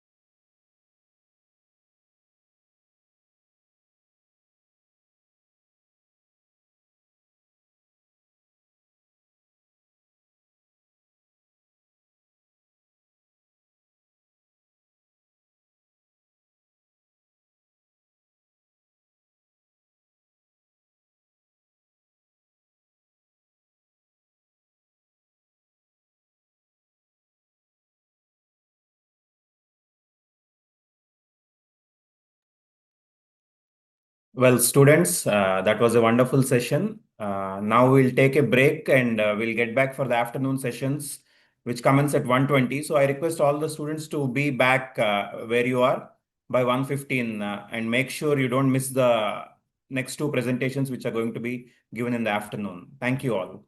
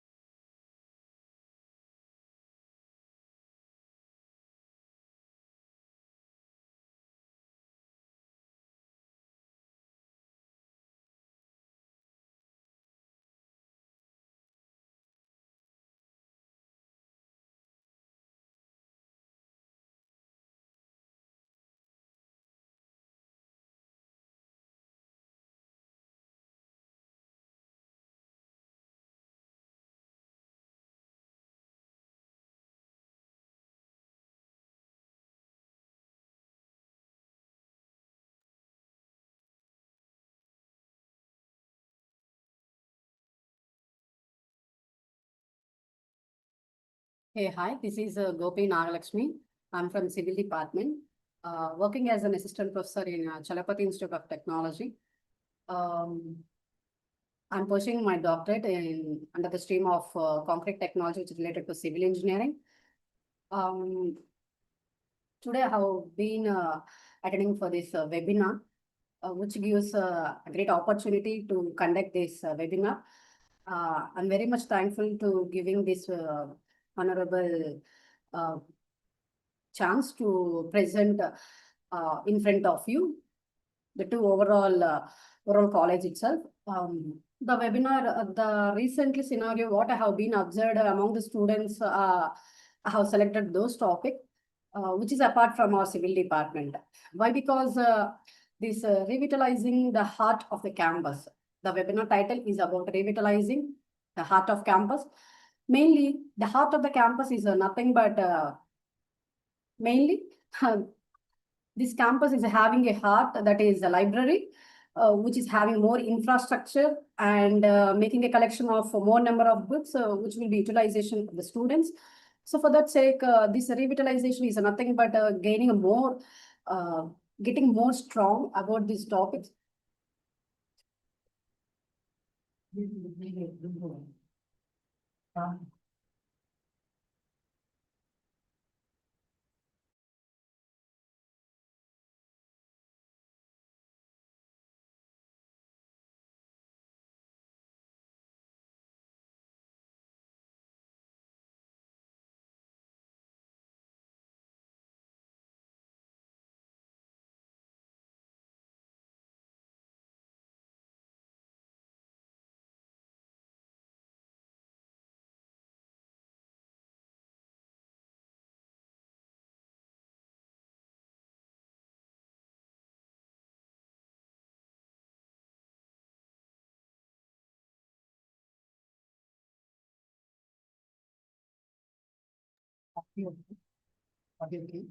ఇక్కడ of ఉందా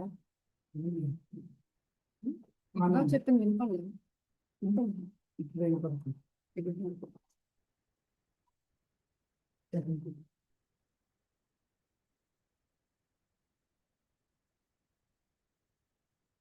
Hey, hi, this is Gopi Nagalakshmi. I'm from Civil Department, working as an assistant professor in our college.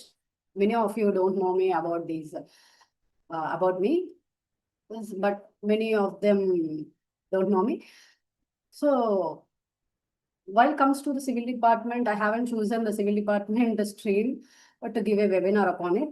I have chosen the problem which many of the students are not facing or not attending these sources which will be provided by our college management. Our college management is providing more infrastructure library utilities, which has been provided in our college itself. So try to utilize it. This is a webinar which will be useful to you. So the heart of the campus is which is nothing but a library. So the revitalizing means to gain a strong energy, to get more strong energy about this. So for this sake, the lack of library utilization properly. That means some of them are utilizing, but in a complete manner, many of them don't know the utilities which is where they are using from warehouses to learn common things. That means they're having a subject content. So they want to search this. So many of them are learning through the advanced AI tools, which will be provided right now.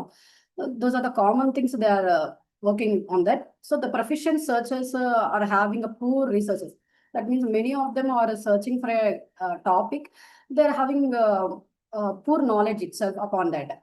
So they are struggling to get upon best upon the topic, and they are gaining to get 100% among them. So they are better to go for, they are getting better to go for AI tools, which will be available now like ChatGPT or Google Gemini AI, some other AI installed tools, they are using them. So among them, while they are using those tools, they are getting a lack of these communication skills, and they are not getting reading skills improperly, and that they were not fluency in English itself. So you can get a more knowledge than library. I can understand, but the sources which management is provided, you have to utilize them in proper way. And not only that, by using those Capgen or you are using Chat GPT or some other tools you are having, AI tools, whereas you are using them, the drawbacks are more when compared to manual and physical knowledge gaining itself. The physical and other knowledge, you are missing them from the communication skills. You are getting less. By reading skills, they are also getting less. And you are getting a fluency in English also less. But when compared to visiting a library regularly, you may improve all your communication skills. Okay, and next, by reading a sentence to sentence, you can understand them in a proper way, or by searching them in their aspect. So it improves your reading skills completely, and you may get a fluency in English also.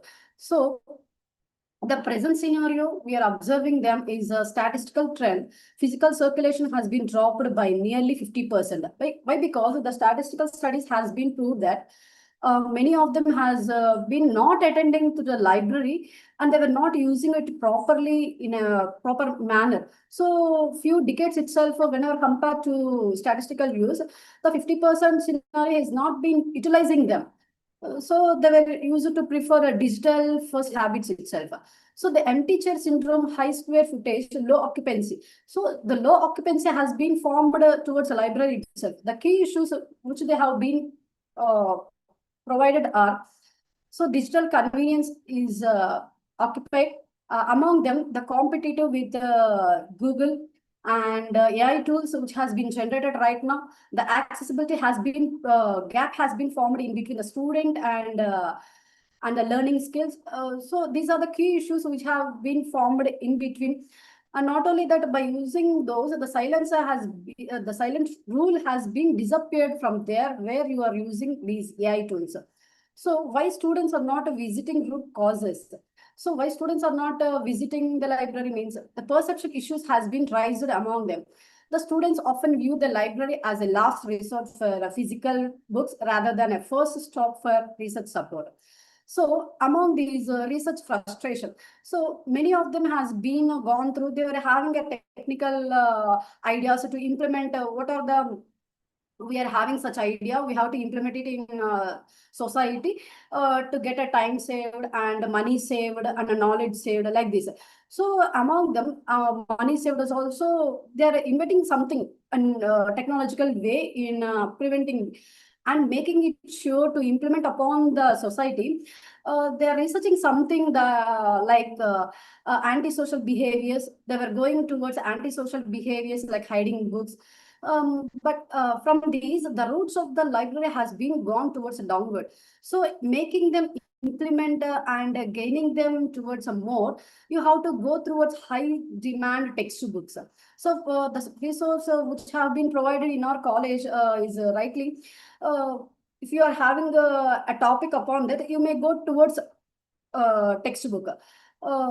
You may search that the topic will be, the subject name will be entered in OPAC. By using this OPAC, where which is provided in our college library, you may go towards OPAC, enter the name of that subject name. It will get a complete details of that book, like a author and edition which they are preferring, like that. So among that, going completely getting more knowledge from that textbook, you are having updated version of knowledge towards referring journals, which will be provided in our college library itself. So whereas the library journals will be provided, extension of that e-journals is also will be provided. So the research frustration will be from the antisocial behaviors itself. So we have to protect it in high demand textbooks manners way. The AI shift, the students are increasing using AI for quick summaries and discovery, bypassing traditional library catalogs that feel clunky and slow. That means whereas the AI tools which will be using by students, they will be somewhat in a clunky way or in this slow manner way. who are in an active manner, who are in a sharp view, who want to gain more knowledge, they used to prefer the textbook reading itself. So try to get more knowledge about them. And the search fiction, the navigating complex database is intimidating compared to one bar search of modern web tools. And the 2026 library scenarios, then what are the solutions and the trends, what they are following here. The learning common model, shifting from silent storage to active zones.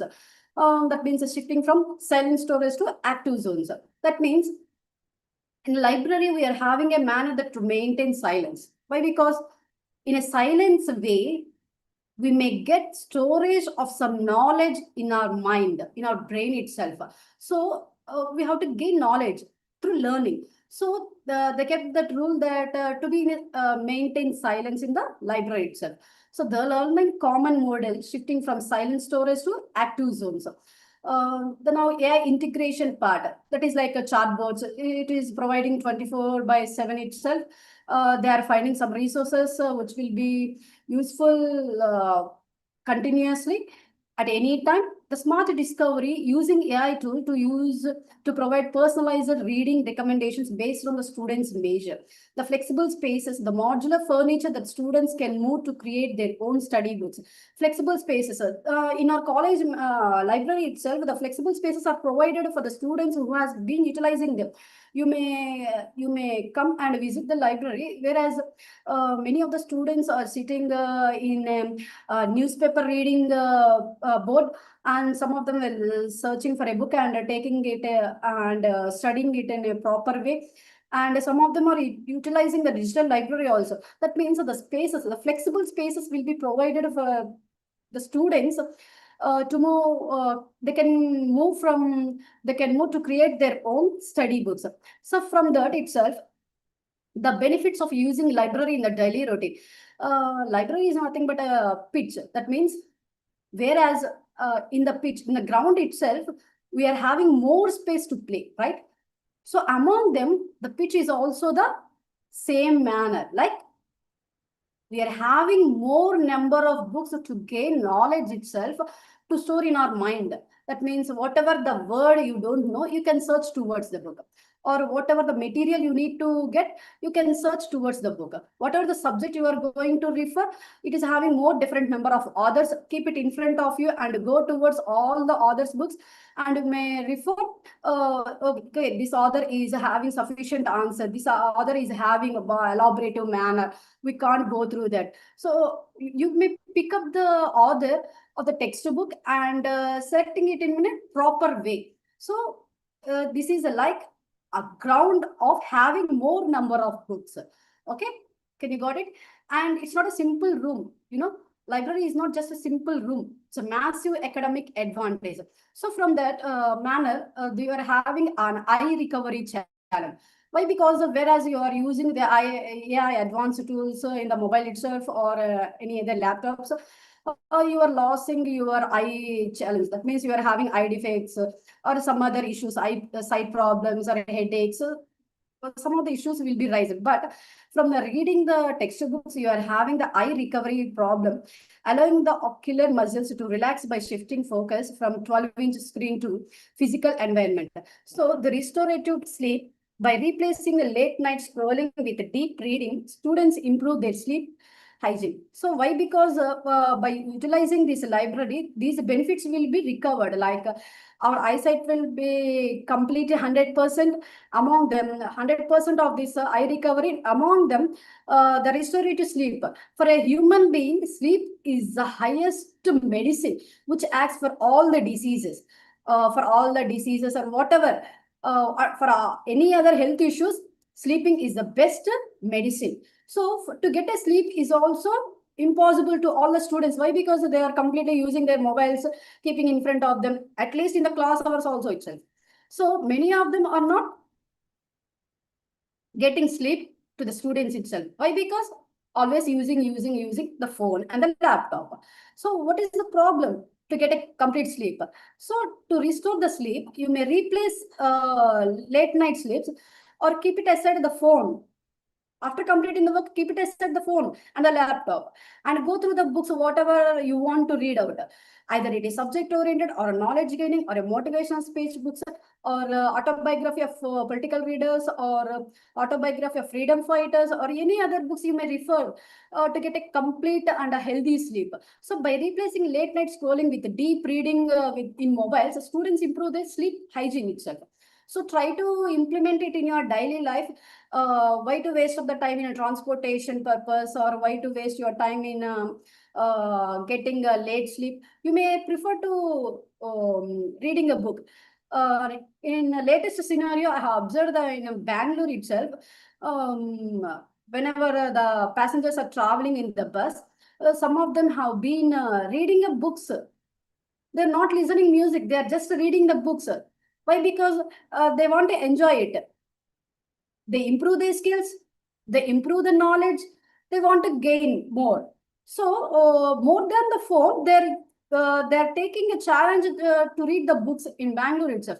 So why can't we take it as a challenge and bring it back to the library by reading a books? So make it a habit. So next, mental clarity. So the mental clarity is also getting completely by using mental library. It reduces the information overload by focusing on one physical resource at a time. That means it reduces information overload. That means mental clarity is also gets more by focusing on one simple topic. If a faculty who are dealing a subject to you, they use it to teach only 30% of knowledge to you about that subject. But what about 70%? The 70% will be taught by you. You students have to gain knowledge from the library resources. The 30% will be taught by a faculty, and next 40 to 50% will be gained by library books, and other 20% by net surfing, and 10% by communicating towards our colleagues. That means friends. Why? Because one of our friend will have understand the topic in another way, but we can understand another way. That he can clarify the topic within 10%. So the 100% of that subject knowledge will be gained by you itself. The faculty teaches only 30%. The 70% has to deal by you itself. The 70%, the 40 to 50% will be gained by you in visiting a library. That means reading towards books, reading towards sharing knowledge from the textbooks, not from materials. Why materials? Materials, you just go through the textbooks. Whatever the subject which will be referred to the author, you just go through that author, and various books are there upon that author. You may just go through them, understand them in a clarity way, and make it on your note and read it by yourself, prepare for exam. That's it. So you can gain more upon that by having a mental clarity upon that. So it reduces your stress also. So it reduces your stress. Stress levels may get reduced for students, readers who are reading the books or whatever the books. It reduces your stress also. So make it a habit to read it book. So next, the academic edge, the GPA factor, the curated excellence. That means access to high-end academic journals and database that are hidden behind expensive paywall on the open web. That means they are giving a high-end academic journals. Our college management is providing many of the textbooks along with the journals, with the updated versions of e-journals is also providing in our library. You may visit them. It is having a curated excellence. That is, high-end academic journals are being providing now. So whenever you have been attending to library, go through the journals, whatever the research work they have been conducted. One of the person has been conducted this program, or some other electrical or some other stream in civil. So many of the journals, whatever they have been gone through, that research work will be implemented by you students. So try to gain more knowledge. Your ideas has been implemented by researchers. Those are implemented, and these will be implemented after getting implemented towards the journals. You may go through the e-journals and the journals, which will be updated versions. in a IEEE manners way that are hidden behind expensive paywall on the open web.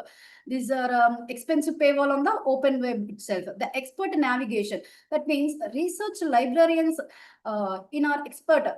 Why? Because in our library, whereas you want so-and-so book, like surveying or geotechnical engineering. So you want that textbook. The title of that book is engineering, geology or geotechnical engineering. You want that book. Whenever you use the software OPAC, you entered your geotechnical engineering title. So among the geotechnical engineering, the authors and the location of that book will be provided in that software itself. And NewGenLib is also a software which will be used by our librarians. They're using, these are the navigating way. That means they're giving a way to locate itself where the textbook is getting located. Like they have given a cabin name and rack names like A, B, C, D, E, F, G, H, like that. They have given a names, but you can go through that OPAC software itself. Moreover, if we can't get a complete location of that textbook, you may go through research librarian. They will act as a human search engines. Human search engines means they were having a knowledge upon where the textbook and what is the author of that book. They will just simply say, this book is located in that K rack, or this will be located in a reference R1, R2, like that. So why they are getting navigated? To give a Googling upon it by pointing it and make it a location of it completely to you in credible sources. So these are the information literacy, learning how to fact check and cite correctly skills that prevent accidental plagiarism and boost grade quality. So the economic benefits from library utilization, it's a free of cost. By free of cost, our National Digital Library Utilization has been conducted, and E2Z library is also implemented free of economic cost. The textbooks will be provided. And next, Sodhganga. Sodhganga is also a software which will be implemented by our government to gain a knowledge upon that from the library itself.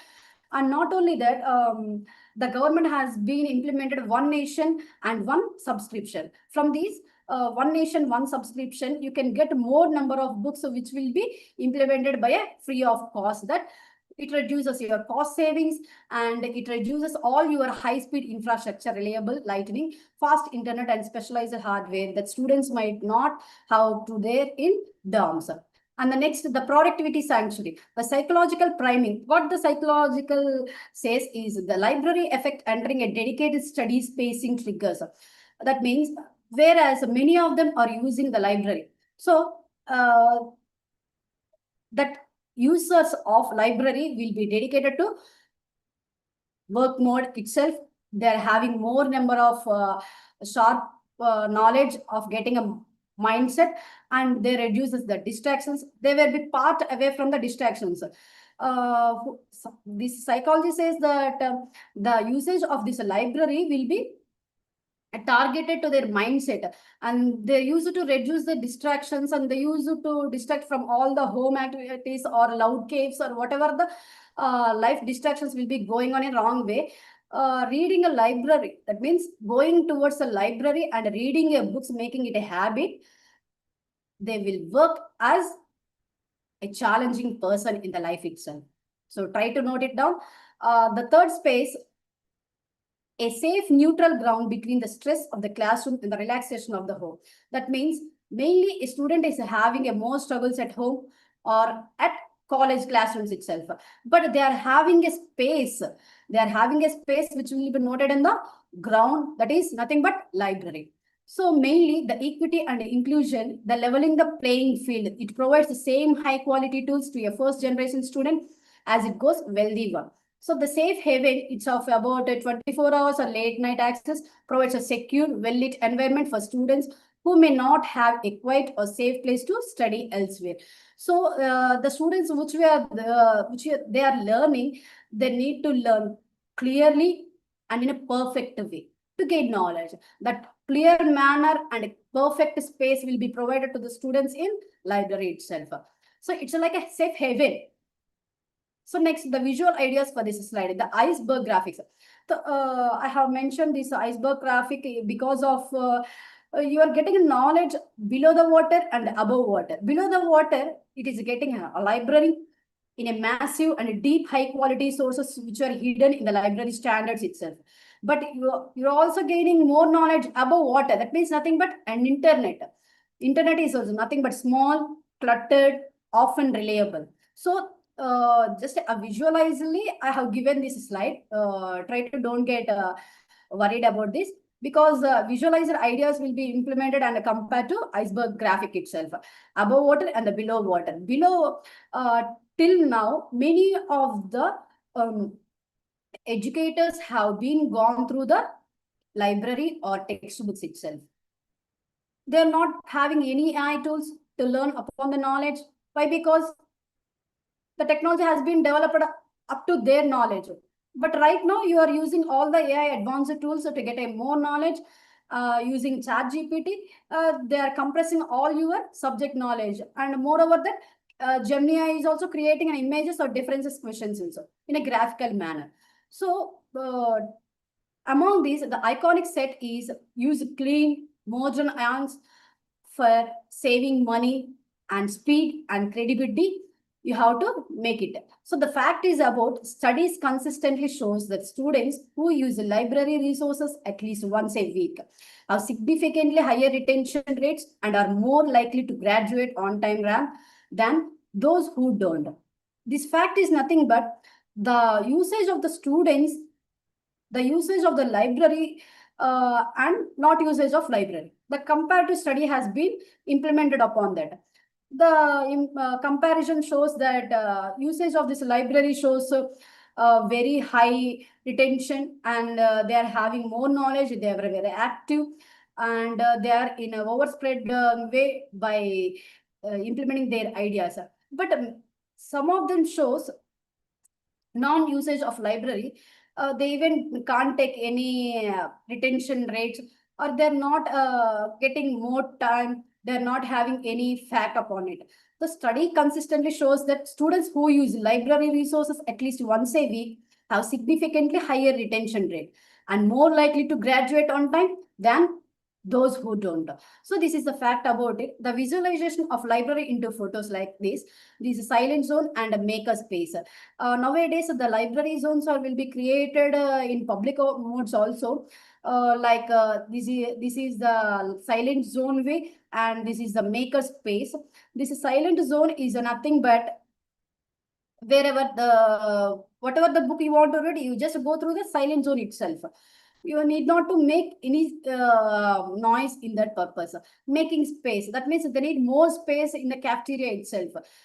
In the latest versions, they are using the maker space in providing a cafeteria and providing textbook reading also. So these are the differences which they have been gone through. This image represents a classical library environment focused on deep individual concentration and quite steady. That means in a silent zone, this image, what that image shows is a classic library environment. It focuses on deep individual concentration levels.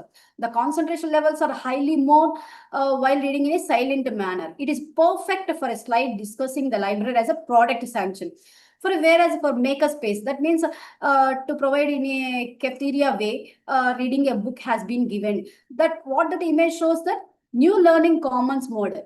That means focusing on collaboration, hands-on technology, and creative problem solving. Use this to illustrate how libraries are modernizing to attract more students.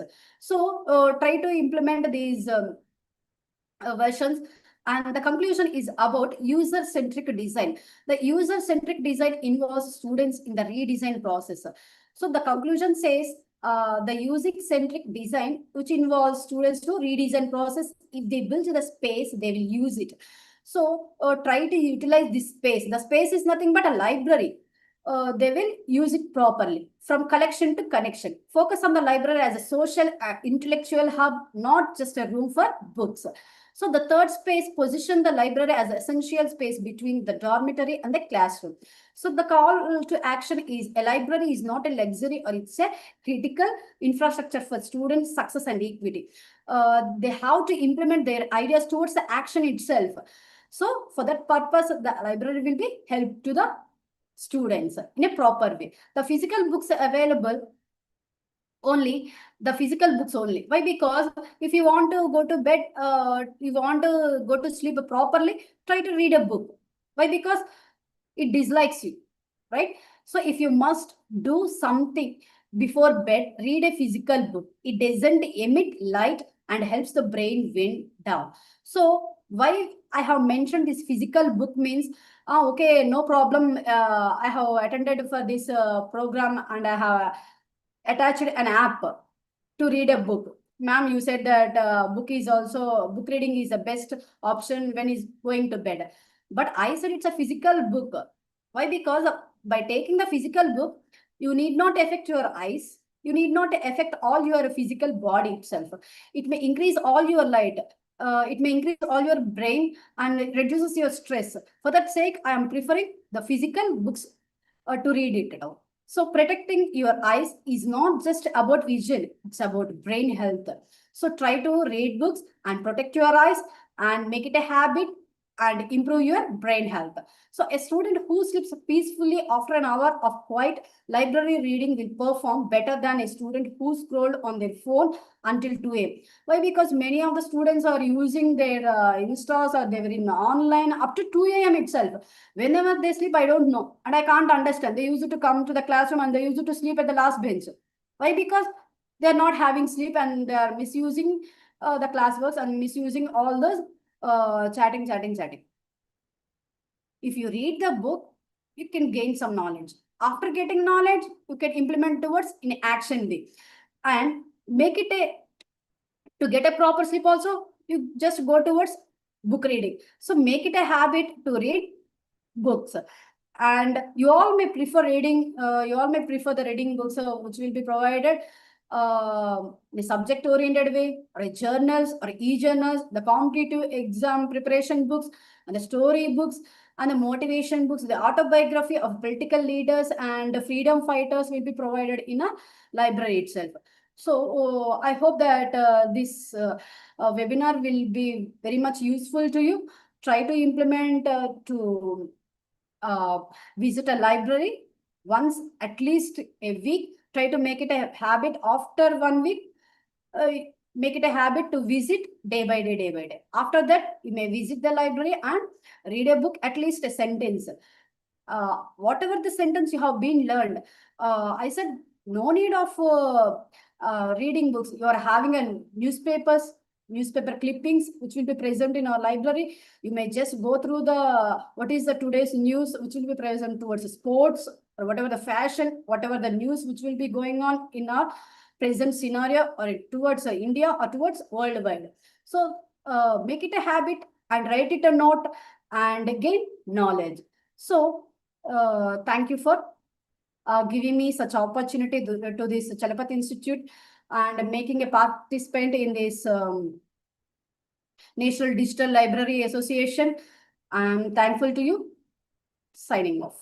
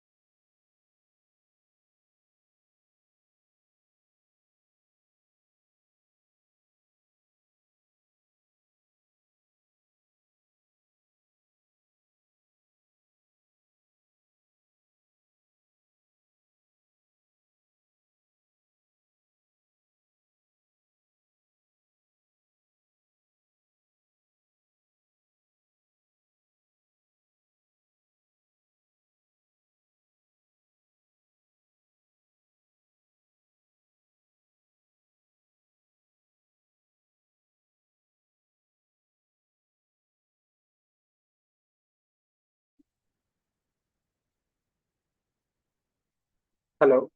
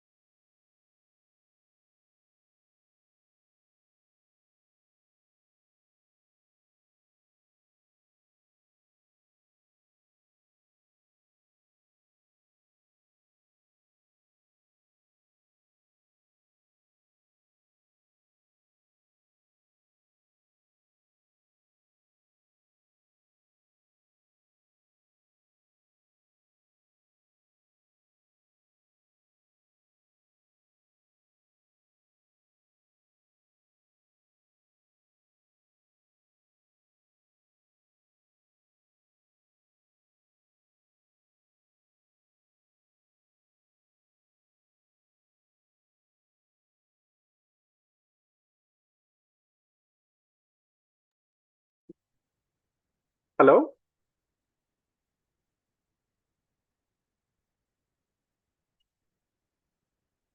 Hello. Okay.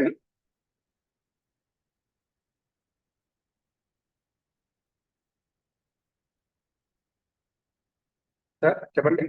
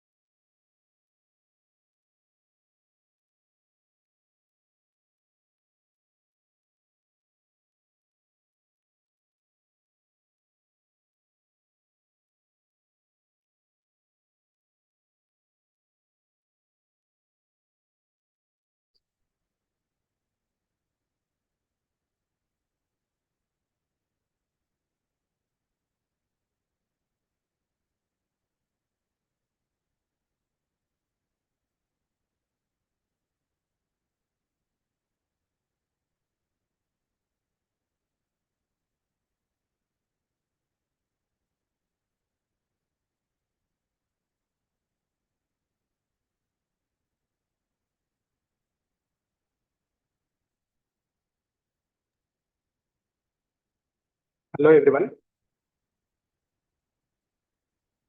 I am Kishore from Vira Solutions Private Limited, Hyderabad. As a tech support person, I'm the developer. Today, I'm going to brief you about Ndli Enterprise Edition. How it works on the universities, colleges, and local public libraries. We are the developers of Ndli Integrated Library Management System, Hyderabad.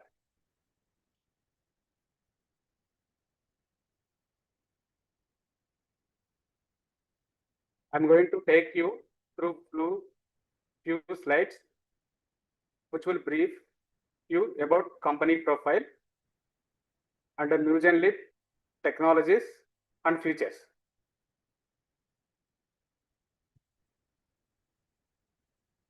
Nowadays, nowadays in the schools and the universities and the colleges, engineering colleges like engineering colleges and the degree colleges, most of the colleges they are using manually for library automation. Nowadays, we have a product-based company, Pira Solutions Private Limited, which was developed by the product Ndli Library Management System.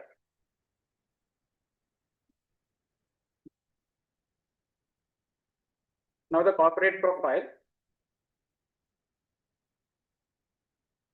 We have supported, NGL is supported by a strong team of developers and the quality assurance professionals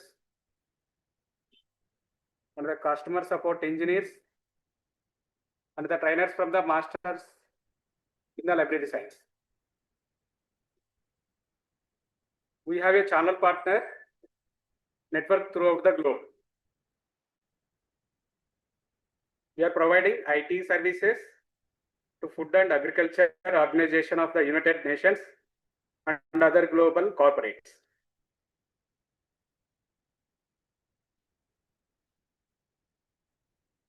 Our vision is to empower the libraries to offer the best services to its users,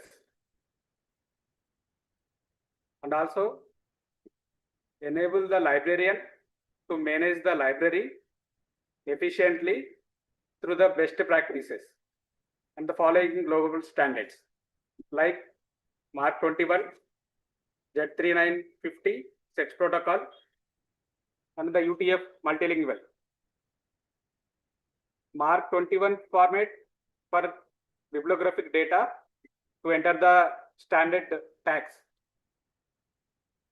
Title, author, publisher, subject, having the different types of Mark 21 standard tags. So easily to enter the data in the software. And Z3950 is an international standard protocol for searching and retrieving information across the database. And UTF-8, UTF-8 multilingual means Unicode 8 for entering the multi-language information to the software to view and fetch the data. These are the following global standards. And we have 300 plus satisfied clients across the globe, which include abroad installations. We have a few universities in India. Acharya Nagarjuna University in Andhra Pradesh, Osmania University and the Telangana University from the Telangana, Kannada University from Karnataka, Dalbagh University from Agra, Indira Gandhi Technical University for Women, Delhi. And we have international research organizations like ICRISAT, Hyderabad. And also some corporate profiles like Robert Bosch, India Private Limited, and the Deloitte. They are using the Ndli software. And few of media and political parties, they are using software. And also public libraries and special libraries. One of the special libraries in Sarvottama Grandhalaya from Vijayawada. They are using this library LMS. And NGL users growing every day. Apart from this, many institutional libraries, which includes engineering and degree colleges and the schools. And I'm going to explain a few of salient features the Ndli. These functional modules, which are completely web-based, uses Java WebStar technology. We're using the Java for developing the code and front-end Swing frames and we are using the database for PostgreSQL. These are all the affordable open source components. And compatibility complies the international standards like NAC, ACT, etc. All these components and technologies are used open source. Since the product can be adopted by school library as well as university libraries. And few more silent features I'm going to explain. This is OS independent. Usually it will work on Windows as well as Linux flavors. Linux flavors like Red Hat, Ubuntu, and Fedora. These are all the operating systems. And the international standards like Unicode 3.0 compliant. And we have Arabic version available with the NGL. And easy extensibility to support other languages.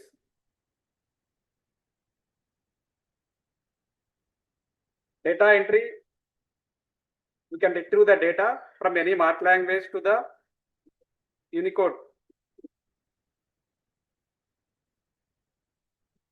We can easily enter the data throughout the application, like the different types of templates.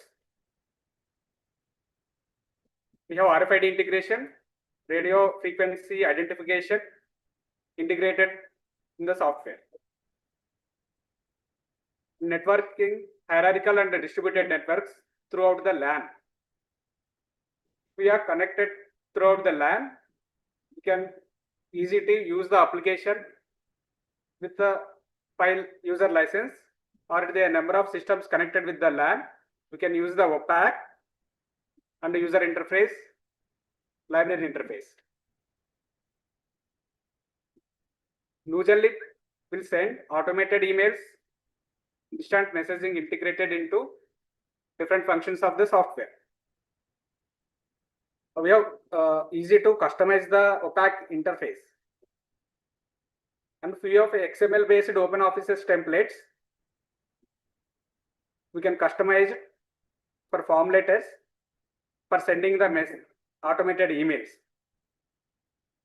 like issue email, return email, means checkout, check-in, and the renewals. And the automated emails means if the books having due, immediately system can send the emails to the users for renewing the books. And what are the books due, they can easily check the mail and return the books. Not only email, instant messages also we have integrated in the software.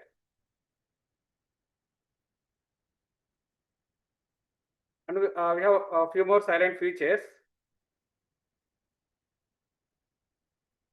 Extensive use of setup parameters, enabling and easy to configuration of the software to suit specific needs in defending pattern privileges. Can easy to update the circulation privileges followed by the library staff to number of books issued to the students. That is the administration part. Application will support multi-user and multiple security levels. The support staff can easy to add the books and circulate the data for some security levels. We are disabling for some levels, means only the books can be issued and data can be entered only throughout the application. For some security levels, we can assign the permissions and allows digital attachments to metadata. Large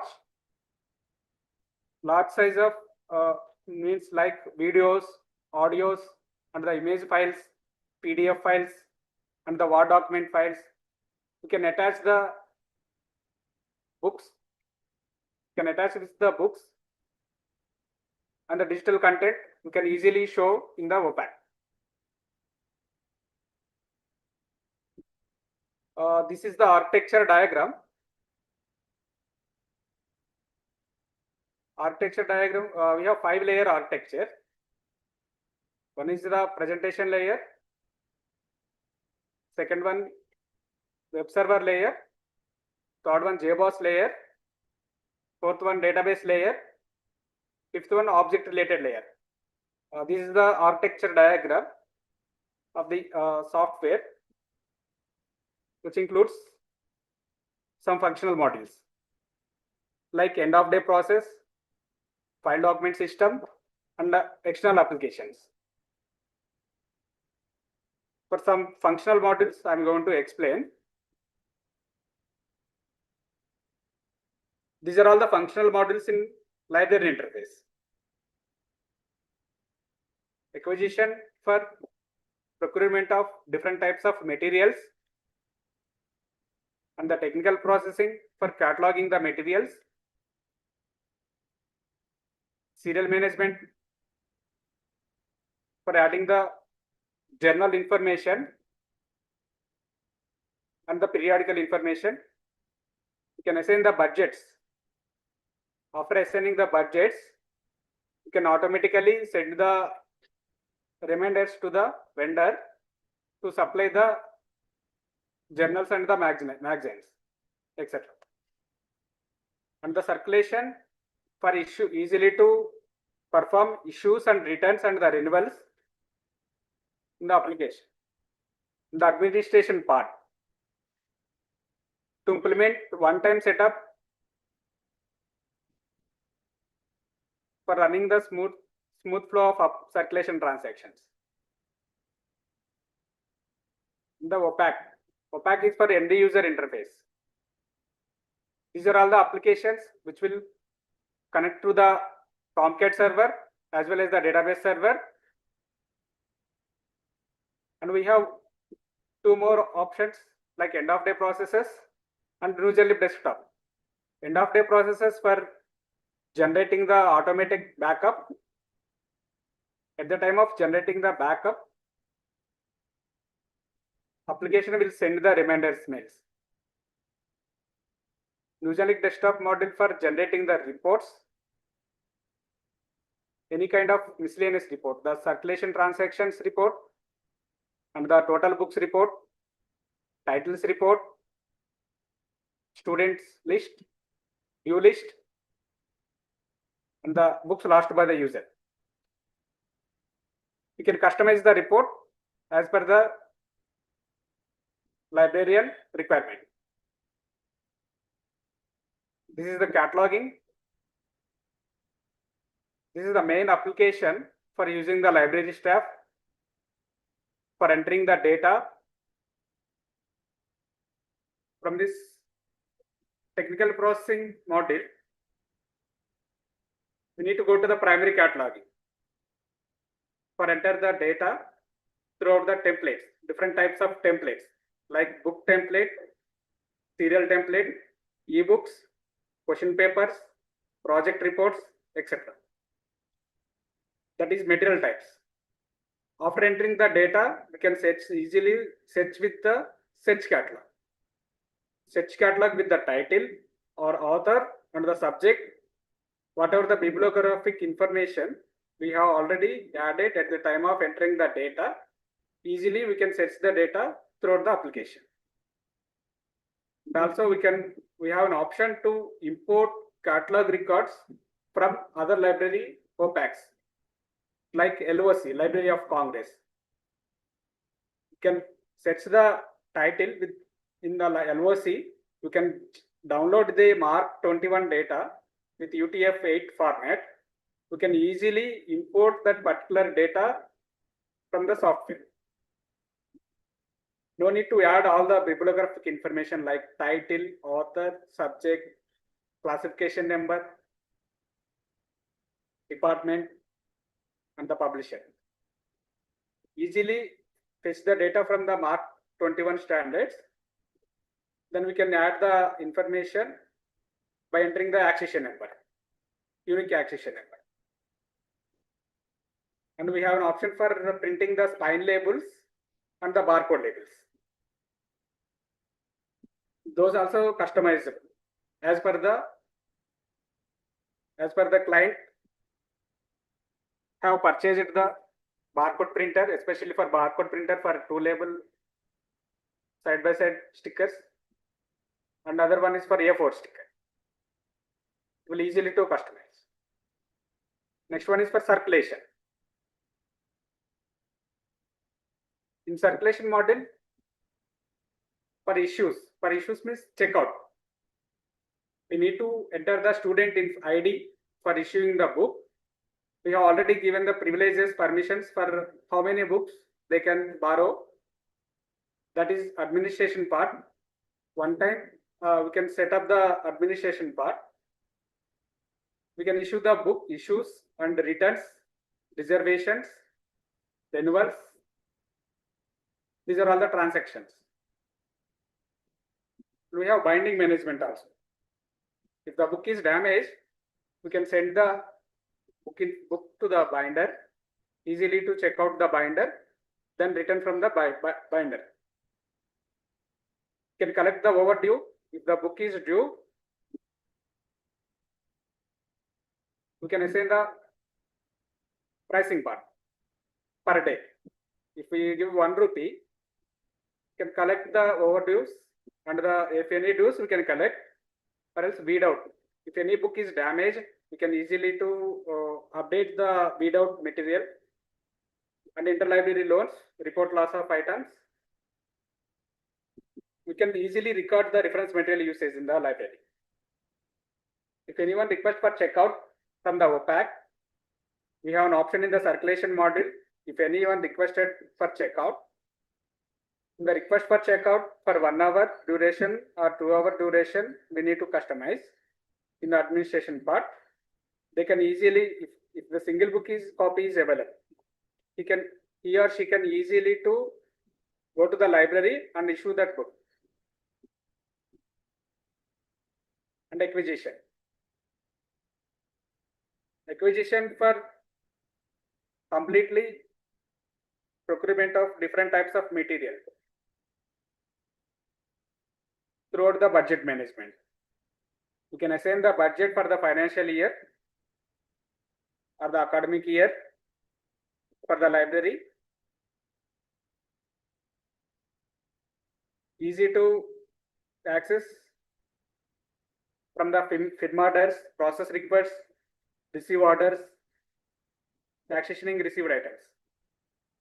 These are all the modules which are available in the acquisition section to add the books data. Next one is for serial management. Serial management also the same process with the journals and the periodicals and the newspapers. If any journals not written from the vendor, easily to send the reminders to the vendor to supply the journals easily. Means process new subscriptions, order subscriptions, receive invoices, regular serial issues, and the serial binding management for bound volumes. And next one is OPAC related administration. OPAC means online public access catalog. End user interface. The staff members and the students directly they can access the books. What are the books available in the library? They can easily to check. If they have their account, they can log in with their user information, like student hall ticket number or staff ID. They can easily to log in and check the information. Reviews and the ratings will be updated after logging into their OPAC. They want to update. If any user requesting catalogs records, they can also update it. They can approve by the librarian. If those books is not necessary or necessary, they can accept the request. And the new arrivals as a newsletter, we have a new arrivals option available in the OPAC.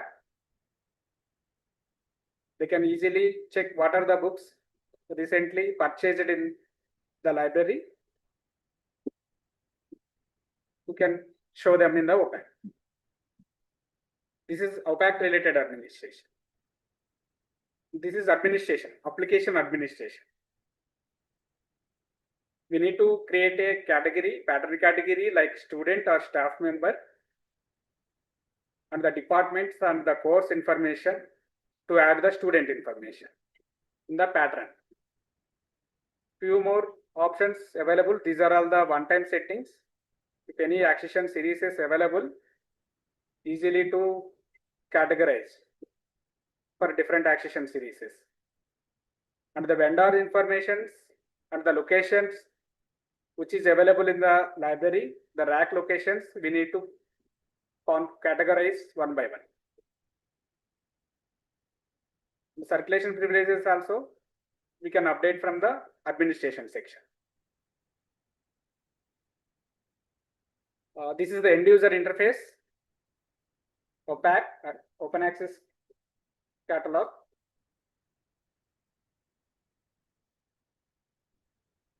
This is completely web-based application.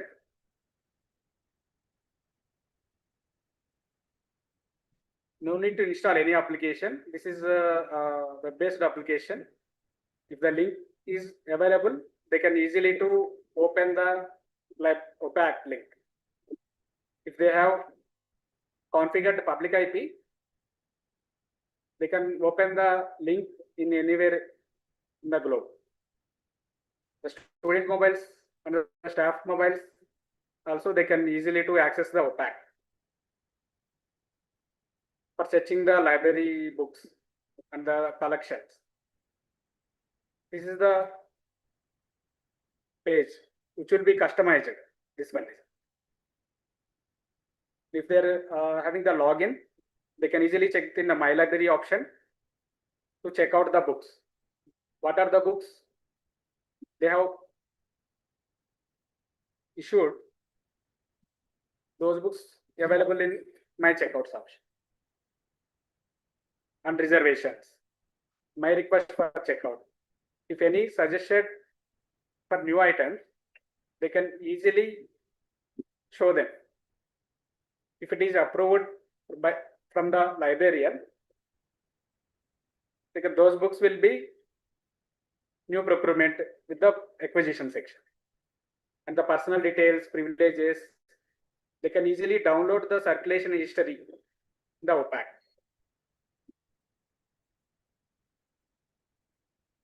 And a few more stated searching options available in the OPAC, like title, author, publisher, any keyword, they can easily search with the OPAC page.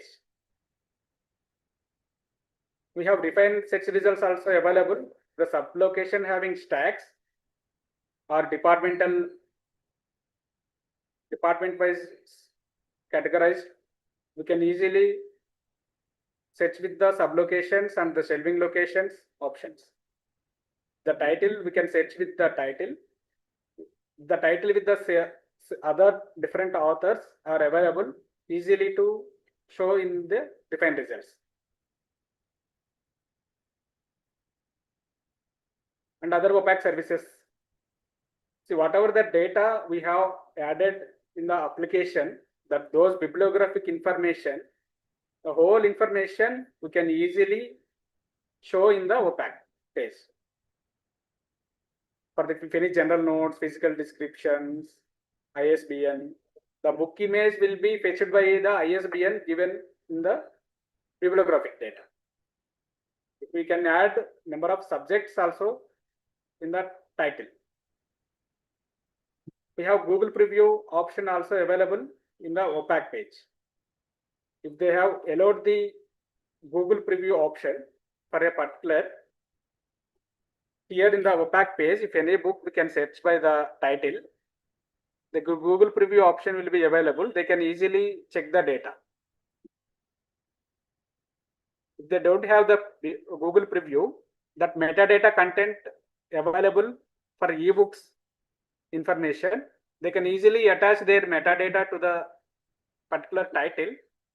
The end user easily to download or view the PDF digital attachment, that is digital attachment from the OPAC.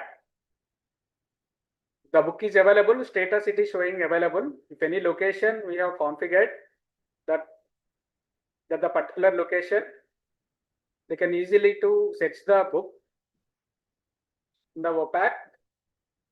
They can easy to fetch the location, and they can bring the book from the library to the circulation counter for easy issues.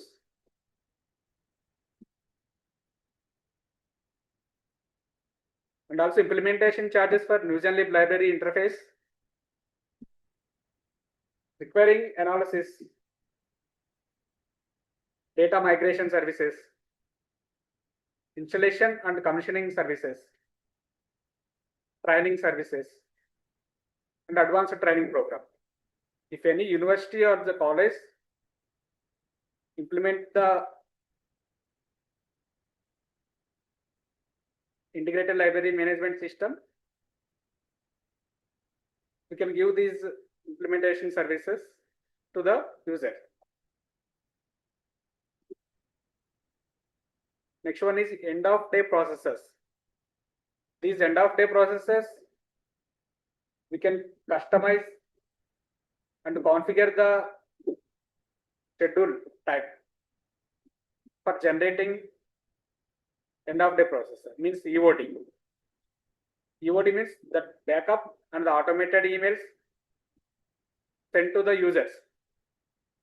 That every day we have to configure for a particular time for scheduling the EOD task. We will send the overdue notices and sends reminder for renewals. If any reservations they have updated from the OPAC, they can also send to the users, and closes unclaimed reservations also.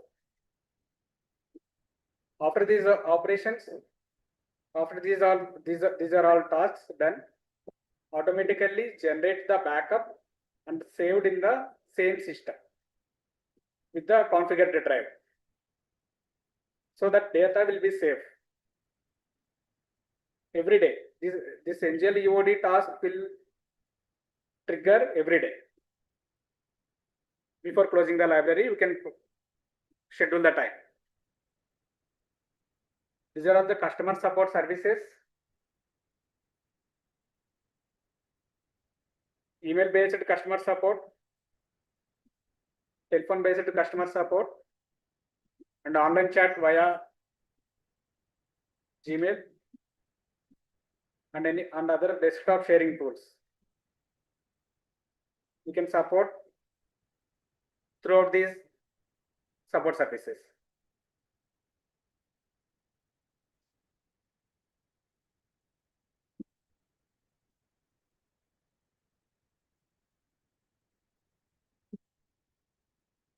I am going to show you one of our client live OPAC. I'm going to show you. Give me a minute.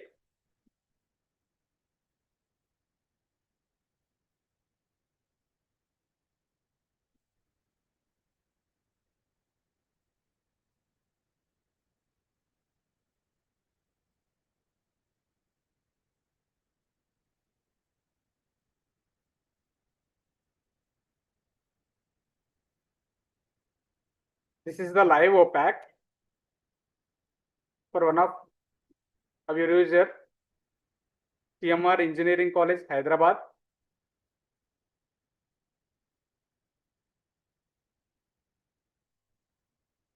They have configured on the public IP. This link can access at your place throughout the globe.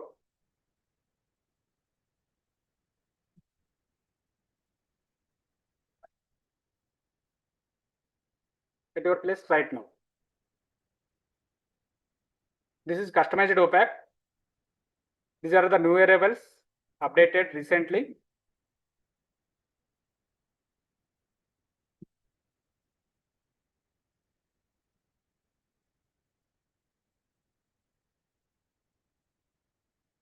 This is online public access catalog. If any user can log in, they can easily log into the application from their ID. Login ID is the pattern ID and the password already updated in the database, which is knowing by the librarian, the password.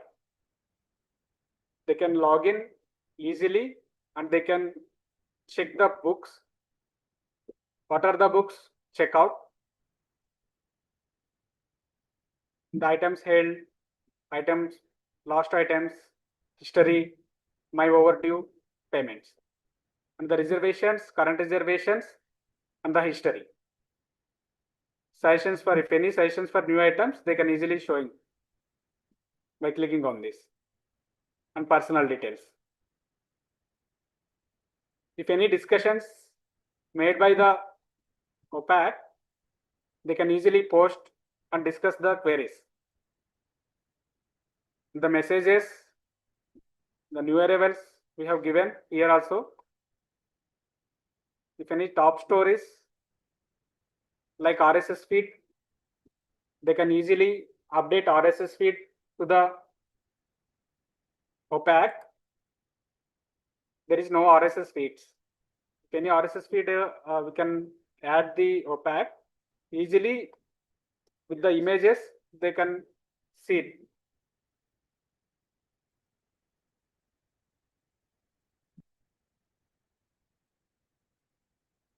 This is the all material types like books and journals. We can easily search from the all material types like title, author, subject, keywords, classification, accession number, anywhere. These are all the fields available in all the material types. Books, journals, browse A to Z means author information. This is the recently updated DOAJ. If any open access journal available, they can easily search with the journal title. It will redirect to the DOAJ page.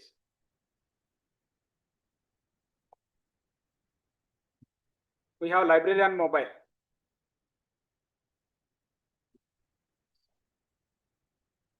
I'm going to search one of the title here.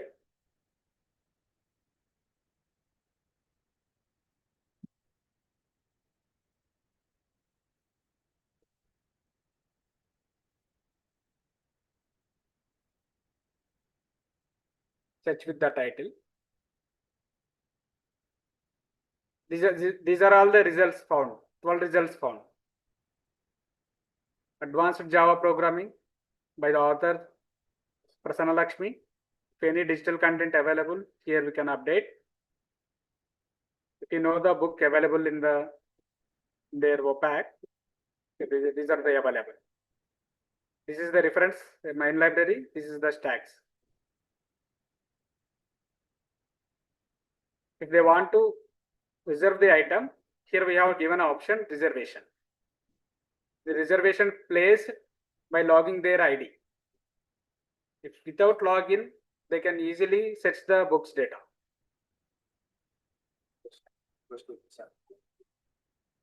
The request will be sent to the librarian. He can reserve the item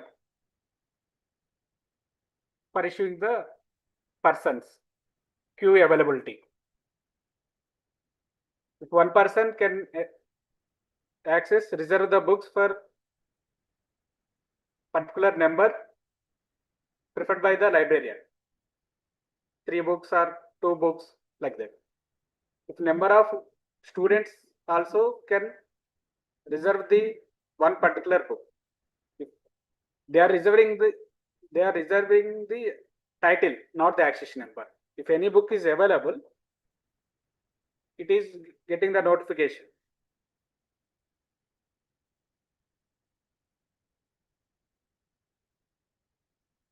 This is the refined results. Main library having 12 books, shelving locations, reference having 10 books, and stacks 10. These are all the authors available. Subject. You can search with the subject also. There are options, keywords, and accession numbers anywhere.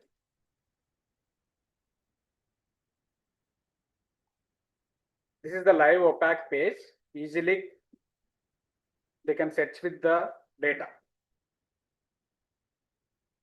In Chalpati Engineering College, also they are using the News and Lip software. They know about the opaque and the library interface, easily to issue, return the books through the software.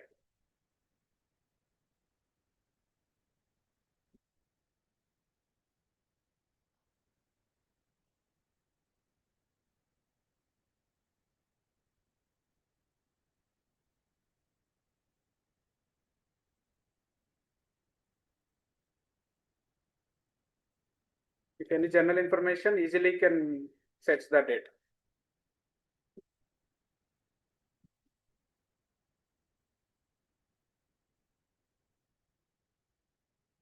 Asian Journal of Computer Science and Technology. If the issues have updated, they can easily show their issues and the volume information and the issue information, then the frequency biannual. If it is in monthly, it is showing monthly. If it is in quarterly, these are the templates, serial journal templates entering the books data.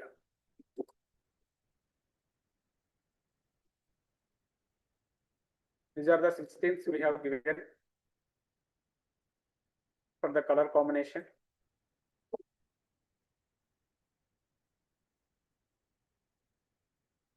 These opaque page can be customized, completely customized as per the librarian.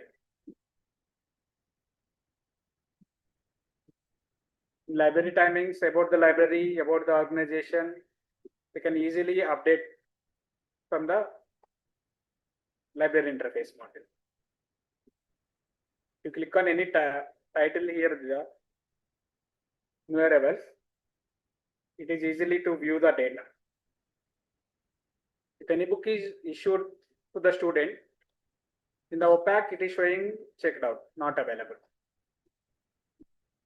It is completely shown by the librarian, whoever taken this book.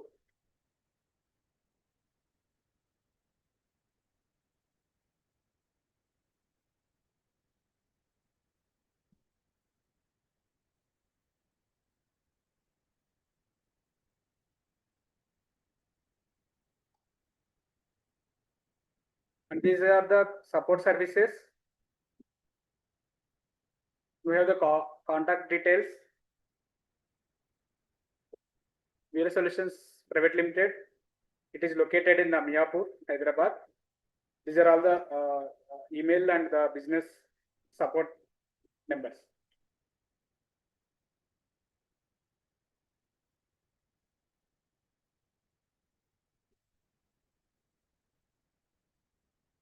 That's it. I am very much thankful to the Rajesh sir to giving this opportunity to give the News and Lip ILMS enterprise action in the webinar. Thank you.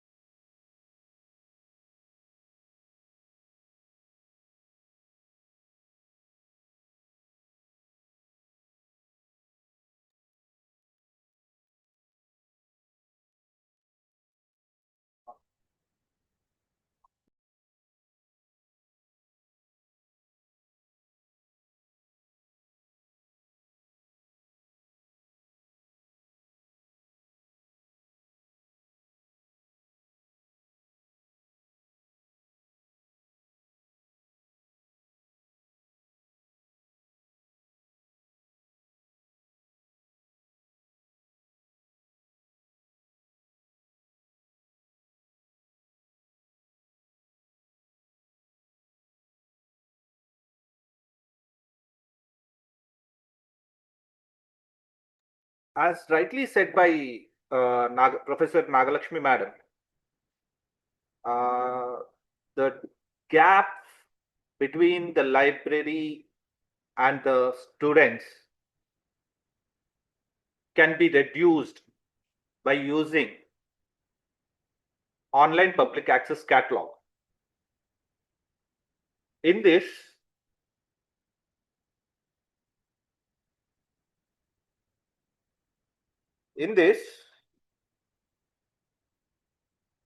the librarian can configure open access journal information which are available freely on the internet sources. The links can be configured in the OPAC. In the same way, if the library can afford to host and acquire a public IP and can be hosted online, the students and staff and the required members can access content. Either it may be journal content or digital attachments attached by the librarians, in the library, can be accessed from the internet sitting in home. In colleges, as per the syllabus, they refer only one. They will have, obviously you will be having a specified text, whereas specified text for a specified on specified title, whereas the student can access the same title with various authors written to acquire more knowledge on the subject. I think this online public access catalog can reduce the gap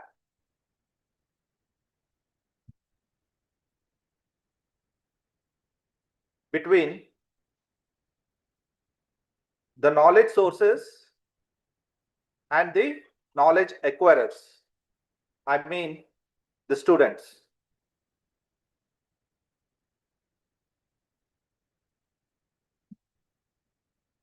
So, I request the resource management has to be maintained by the management and the content has to be hosted so that the required resources can be accessed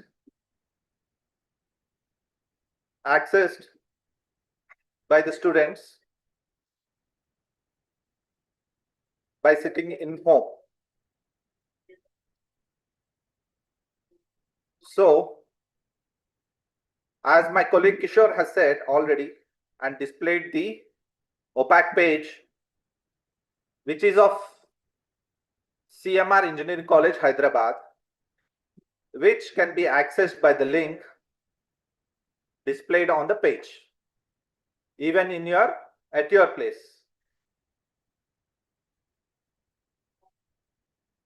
The resources, this is the home page where the recently added books has been displayed, and these may be requested by the staff, professors, or students.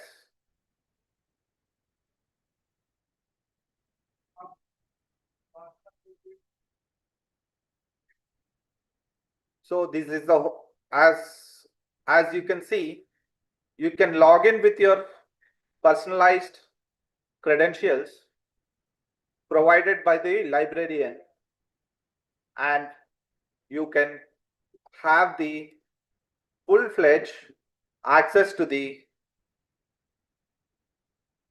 library OPAC and library material sitting in home. This is one of the resources, DOAJ, one of the resources, open access journals available freely on the internet. The simple search box has been configured in the OPAC so that if we search the title, that will redirect you to fetch the data and redirect you to DOAJ platform. The same way, we have many open access journals can be accessed, can be configured as per the request from the librarian, as per the needs of the students, also can be requested by the librarians or by the professors and by the students, can be configured on the same page.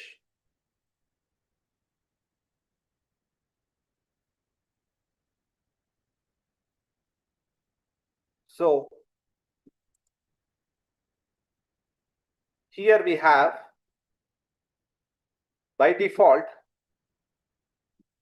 the books will be available in the library, journals and serials available in the library, A to Z books. It's like anything can be searched using browse A to Z. Even the question papers of the academic years of the semesters can be configured on the same page, so that can be referred by the students sitting in home to various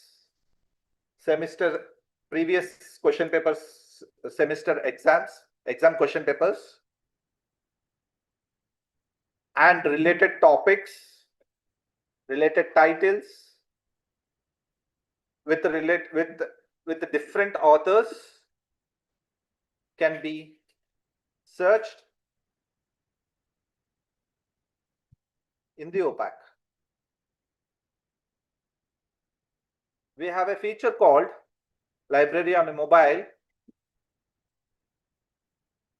We have an Android app coming up in the next few months, so that they can download the app on the mobile anywhere, can access the OPAC and OPAC features.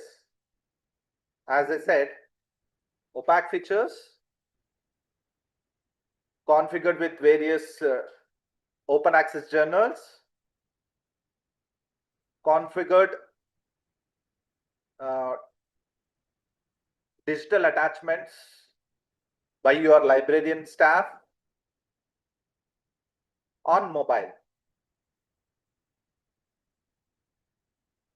In few 1 or 2 months, the app will be ready and it would be in your mobiles, so that even if you don't have time to come to library to refer because of your academic classes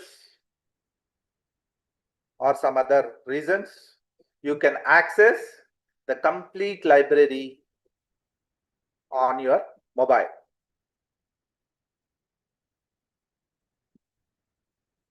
As the physical library may have the timings, but the OPAC on your mobile will be 24/7. The digital contents and open access journals can be accessed on your mobile.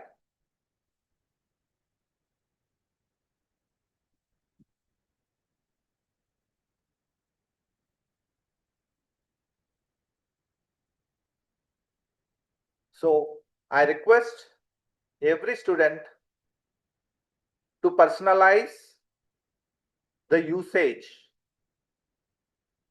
of the library OPAC so that the librarian can increase and make available the library resources to your extent.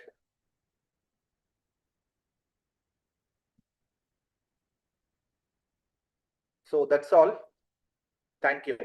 Thank you very much.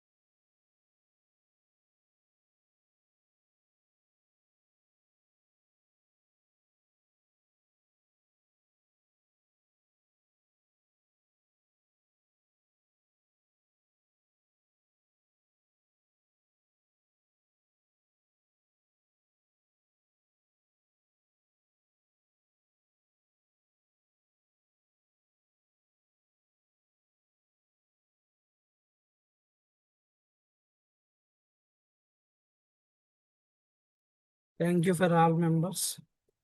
Today's section is over. Thank you.